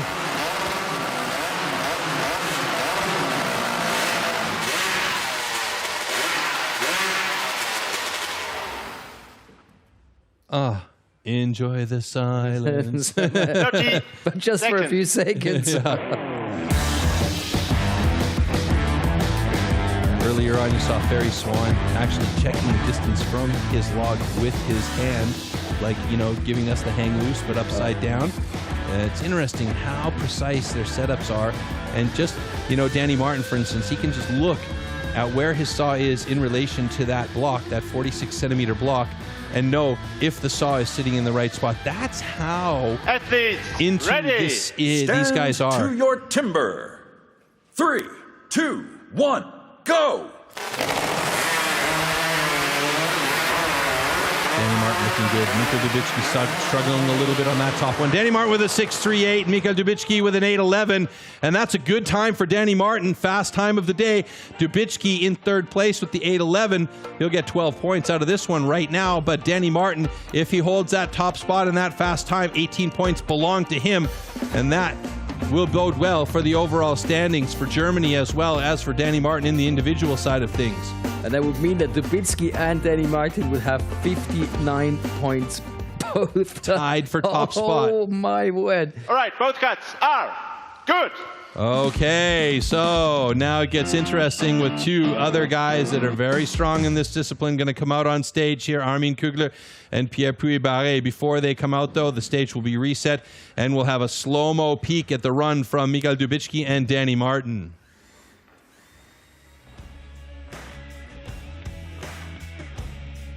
So again, all the setup, all that practice, all that training, all that rigging and fumbling with the saw to make that thing run exactly right. Danny Martin, really nice start there. Thin to win is the ticket. And Danny Martin had really 3 great cookies. Dropped them on the deck quick. Yeah, and Dubicki struggled on that upstroke a little bit. Had to try and find the lineup for his third cookie. And Danny Martin, he was a little bit slow in getting that first cut going. But watch this. Hardly any bottom swing as he comes up for that upstroke. And then on the downstroke, it was just right over in line and bang on. And look at that. Michal Dubicki's saw pulled itself into the block, and that meant the fairing part of the motor was pushing up against the block, but he controlled that saw really well. You could see here also not much of a downswing as he switches position for the upstroke. And right here, the saw in this case will be pushing away. So there's so much going on there, so much going on. But look at the time. And so much math that's going to be necessary within the next few seconds. I know. I'm glad we have our timing data guys here taking care of us. Otherwise, I'd be lost. All right, Puy-Barré and Kugler are up next in the hot saw in heat number 3, and that will be our last heat in this discipline and for the day. And then we'll take a look at the hot saw standings, the overall standings, and the Nations Cup standings. Pierre Puy-Barré slightly better than Armin Kugler with a 6.32 to a 7.06 as personal best. But what we've been talking about all day long doesn't necessarily mean anything. Could be a false start by Armin Kugler, giving the opportunity for Puy-Barré to go ahead and vice versa. And because these saws are so I mean, anytime, you know, if you've ever messed around with a car and tried to make a car high performance, porting and polishing cams, making the thing faster, putting on a lowered suspension, changing the brakes, all of that stuff, whether you do it or you don't, all of those performance things require constant upgrades and constant maintenance. And that's no difference with these saws. So small things can really affect how they perform. So let's see if these guys really have this locked up. And interestingly enough, both of these guys are using the same blade style, that long, straight blade. Look at that. Minor adjustments, just minor adjustments, but it's all about the feeling. These guys know it so well where they have to place that saw. It's incredible.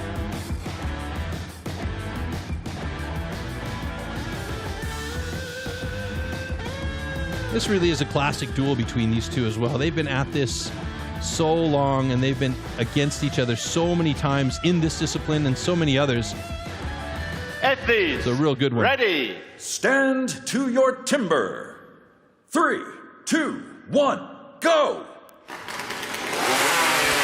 Puy-Barré with a great start. Armin Kugler slightly behind pace here, and Puy-Barré is looking good for the cut, and he's got 7.85 to a 7.96. Oh, but Puy-Barré decided he had to go back and cut a fourth cookie. Something was not right there, and he's going to check to make sure that he's got all the cookies that he needs on the deck, and he hasn't cut over the line by the looks of it, so that's going to cost him time. He cut 4. I don't know why. I didn't see any problem with the 3 cookies. Maybe he saw something there that we didn't. He must have seen something, but I didn't. I think he was fine. I have a feeling he was fine too, but obviously he saw a cutout or a break or something that he wasn't satisfied with. Maybe he felt that that one cookie was just a bit too thin and was worried. Yeah, you can see, huh? Oh well, that's the way it goes. So he cut an extra cookie, and that's going to cost time. Both cuts are good. I'm curious to know where Puy-Barré's time is, though. Wow, 7.66 to a 7.88 with adjustment. So they didn't count that last cookie by the looks of it, because everything was like it, yeah. was interesting, though, because and this is a question that I would have, because he decided to go back and cut an extra cookie. Should the time continue running?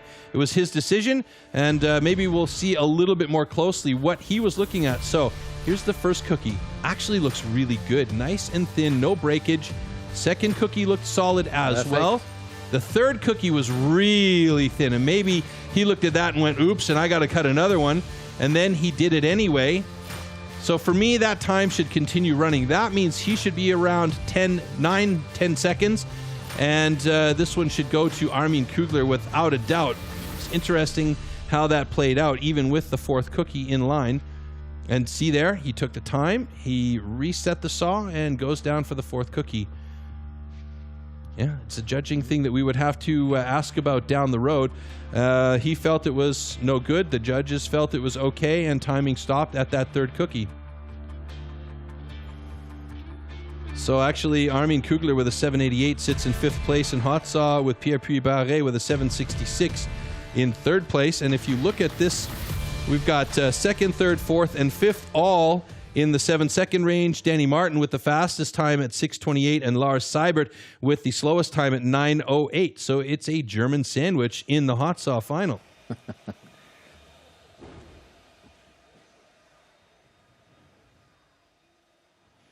So Pierre Puy-Barré moves to the top of the standings in the final results, with Danny Martin in 2nd place, and surprisingly, Michael Dubicki in 3rd place. So a bronze podium position for him, first time in a while. And now it's time for the drum roll. We are awaiting the Nations Cup ranking, and believe it or not, Poland have done it. They stay on top all the way from the start to the end. It's Poland winning gold, France silver, and Germany bronze. So now we have the top 2 in in the head-to-head before we go for big celebrations. But that was unbelievable. Yeah, and I think you can basically say that the Grunwald boys really did the extra little bit of work out there for Poland. And, definitely the extra, not a little bit of work. They stepped it one notch up to make sure that the guys that did go in on the pro side were really well padded, let's put it this way, as they go through the pro competition. And Michael Dubicki, he did a great job. There's no two ways about it. But yeah, let's see. Very Swan take a look back at against Danny Martin. That's one we're still missing out. The head-to-head that's coming up. Let's get it on before we go to Nations Cup, because that was only a fraction between them. 1 second. Yeah, 1.03. And Danny Martin was really clean with his cuts. Ferry Swan struggled a little bit. He had one cutout, had to reset at the bottom because he noticed it right away. But, you know, that's how quick he is. He saw that, and it happens within, you know, less than a 7-second range for these guys. And if they see that cutout, then they can go, whoops, I got to go back down and recut it again. And you have to decide. I mean, Ferry Swan, even with the cutout, managed to get a 7:31. Very That's impressive. incredible. I mean, that's great. So, yeah, good job. So hopefully we're going to get the top scores again of the Nations Cup, because we do not have this on our lists right here. And I think, well, we can only congratulate Poland. Yeah, to, I mean, fantastic competition. You know, but of course, you know, France coming in, Germany in 3. Germany was a little bit lower down in the ranking early on, and especially after the rookies, and they really worked their way back up with through the pro guys. I mean, the rookies did a great job, no doubt about it, and the pro guys just supported them the rest of the way, and then they ended up in second place. France and Switzerland were jockeying around 2, 3, 4. There was a point there where Switzerland was sitting in 5th place, but they did make a nice comeback to end up in the top 4. So we've got Poland, Germany, and France for the top 3 in the Nations Cup. So with that list, we can see the Netherlands in position 9. 8 goes to Belgium. And I wish we could tell you all the rest, which we will be able to do in just a few moments. So the Netherlands with Knoll and Breukman. We'll see them move in just a second. 8th position goes to Belgium. Martens and Verhaert, the ones that are going to be getting into the Kesselhaus. So we have 4 athletes for Sweden. That's position number 7, Svan, Hansson, Karlsson and Björns.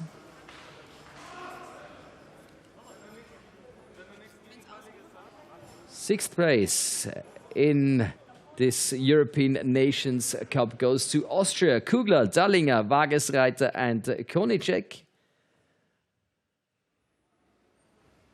They made it to number 5. Italia, Rossi, Delpin, Perin and Giapponi. Giapponi, hey! Fantastic. And then 4th position goes to Switzerland. Congratulations to Bühler, Bira, Reinhardt and Haas. As for the top 3, we directly go into the Kesselhaus for the winner's celebration. Pia, it's down to you. Let's hear it for the top 3 nations.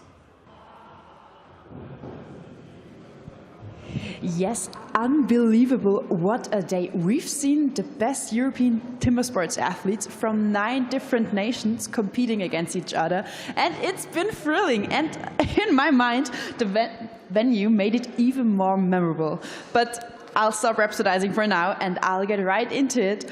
I'll continue with the 3rd place and winner of the bronze medal are Danny Martin, Lars Seibert, Marcel Steinhemper and Danny Fielberg, representing Germany.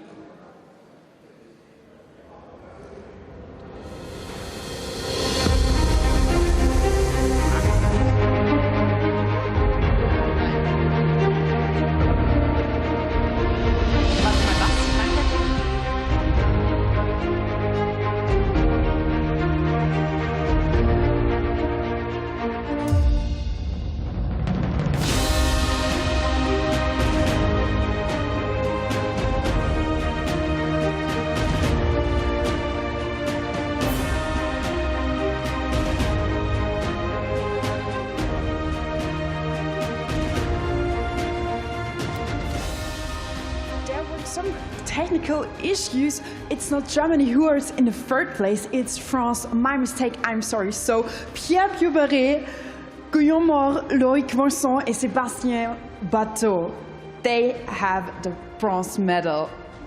Congratulations.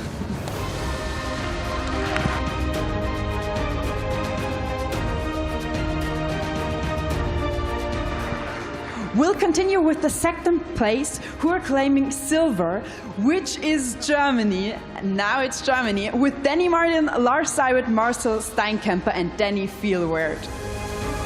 Representing Germany.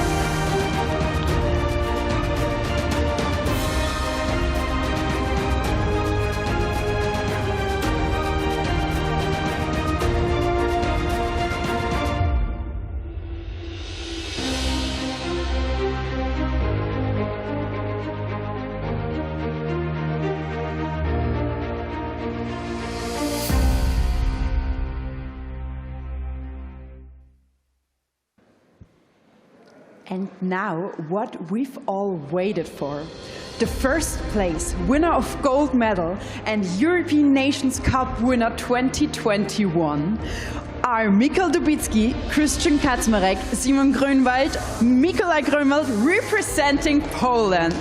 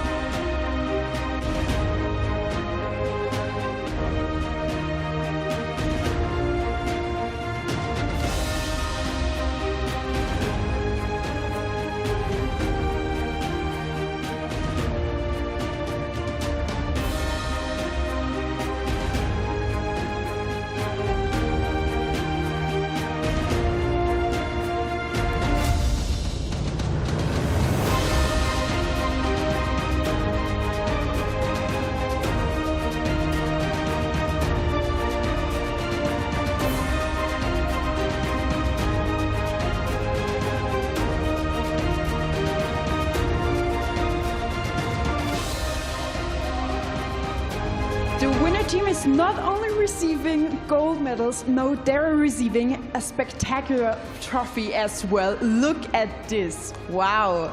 Congratulations.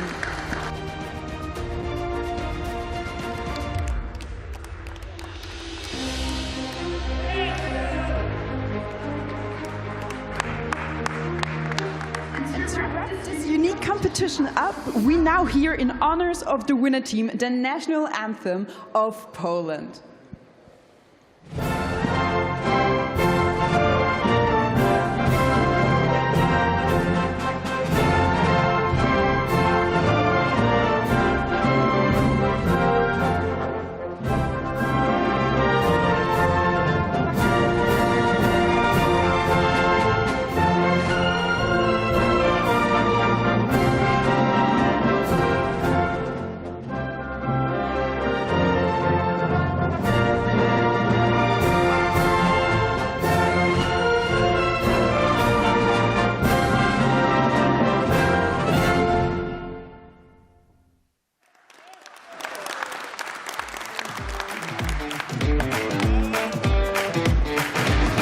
Let's open up the champagne. A champagne shower is following. Oh my God. Real man with real emotions.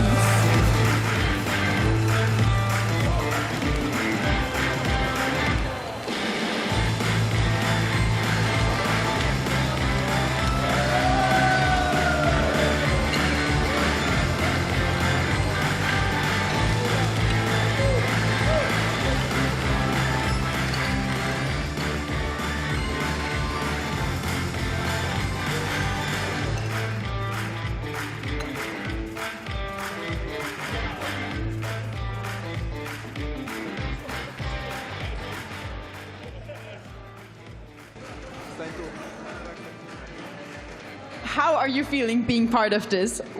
Yeah, we are really happy, so very nice. What's going on in your head right now? Yes, very good. We are very happy and we strong. And do you want to tell anything out in the world? Yeah, we are... Some greetings to family members, to anyone. Yeah, we are so happy, family happy, nice. Congratulations from my side as well. Power! Power! Power!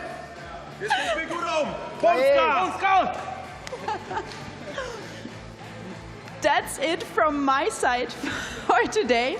I hope you've enjoyed it as much as I did. It's been a long day. Still, have a nice evening or morning wherever you are, wherever you're tuning in from over the world. And I hope we'll see each other tomorrow at the Austrian Championship 2021. I'm already excited. I hope you're too. And one last time, back to the studio, Marcus. Well, kiss my axe. How cool was that, Troy? The first European Nations Cup 2021. Fantastic. And they were having a ball. Great times. Yep, happy family, happy winners. Couldn't have said it better myself. I mean, what a great competition we had today. We saw the rookies, we saw the pros. In the end, everybody had to work a little bit for each other, and hence the Nations Cup. What a day. What a day. Absolutely. Congratulations to Poland, and the highlights of the day coming up for your entertainment right now. For Troy and me, it's time to say goodbye and hopefully see you tomorrow.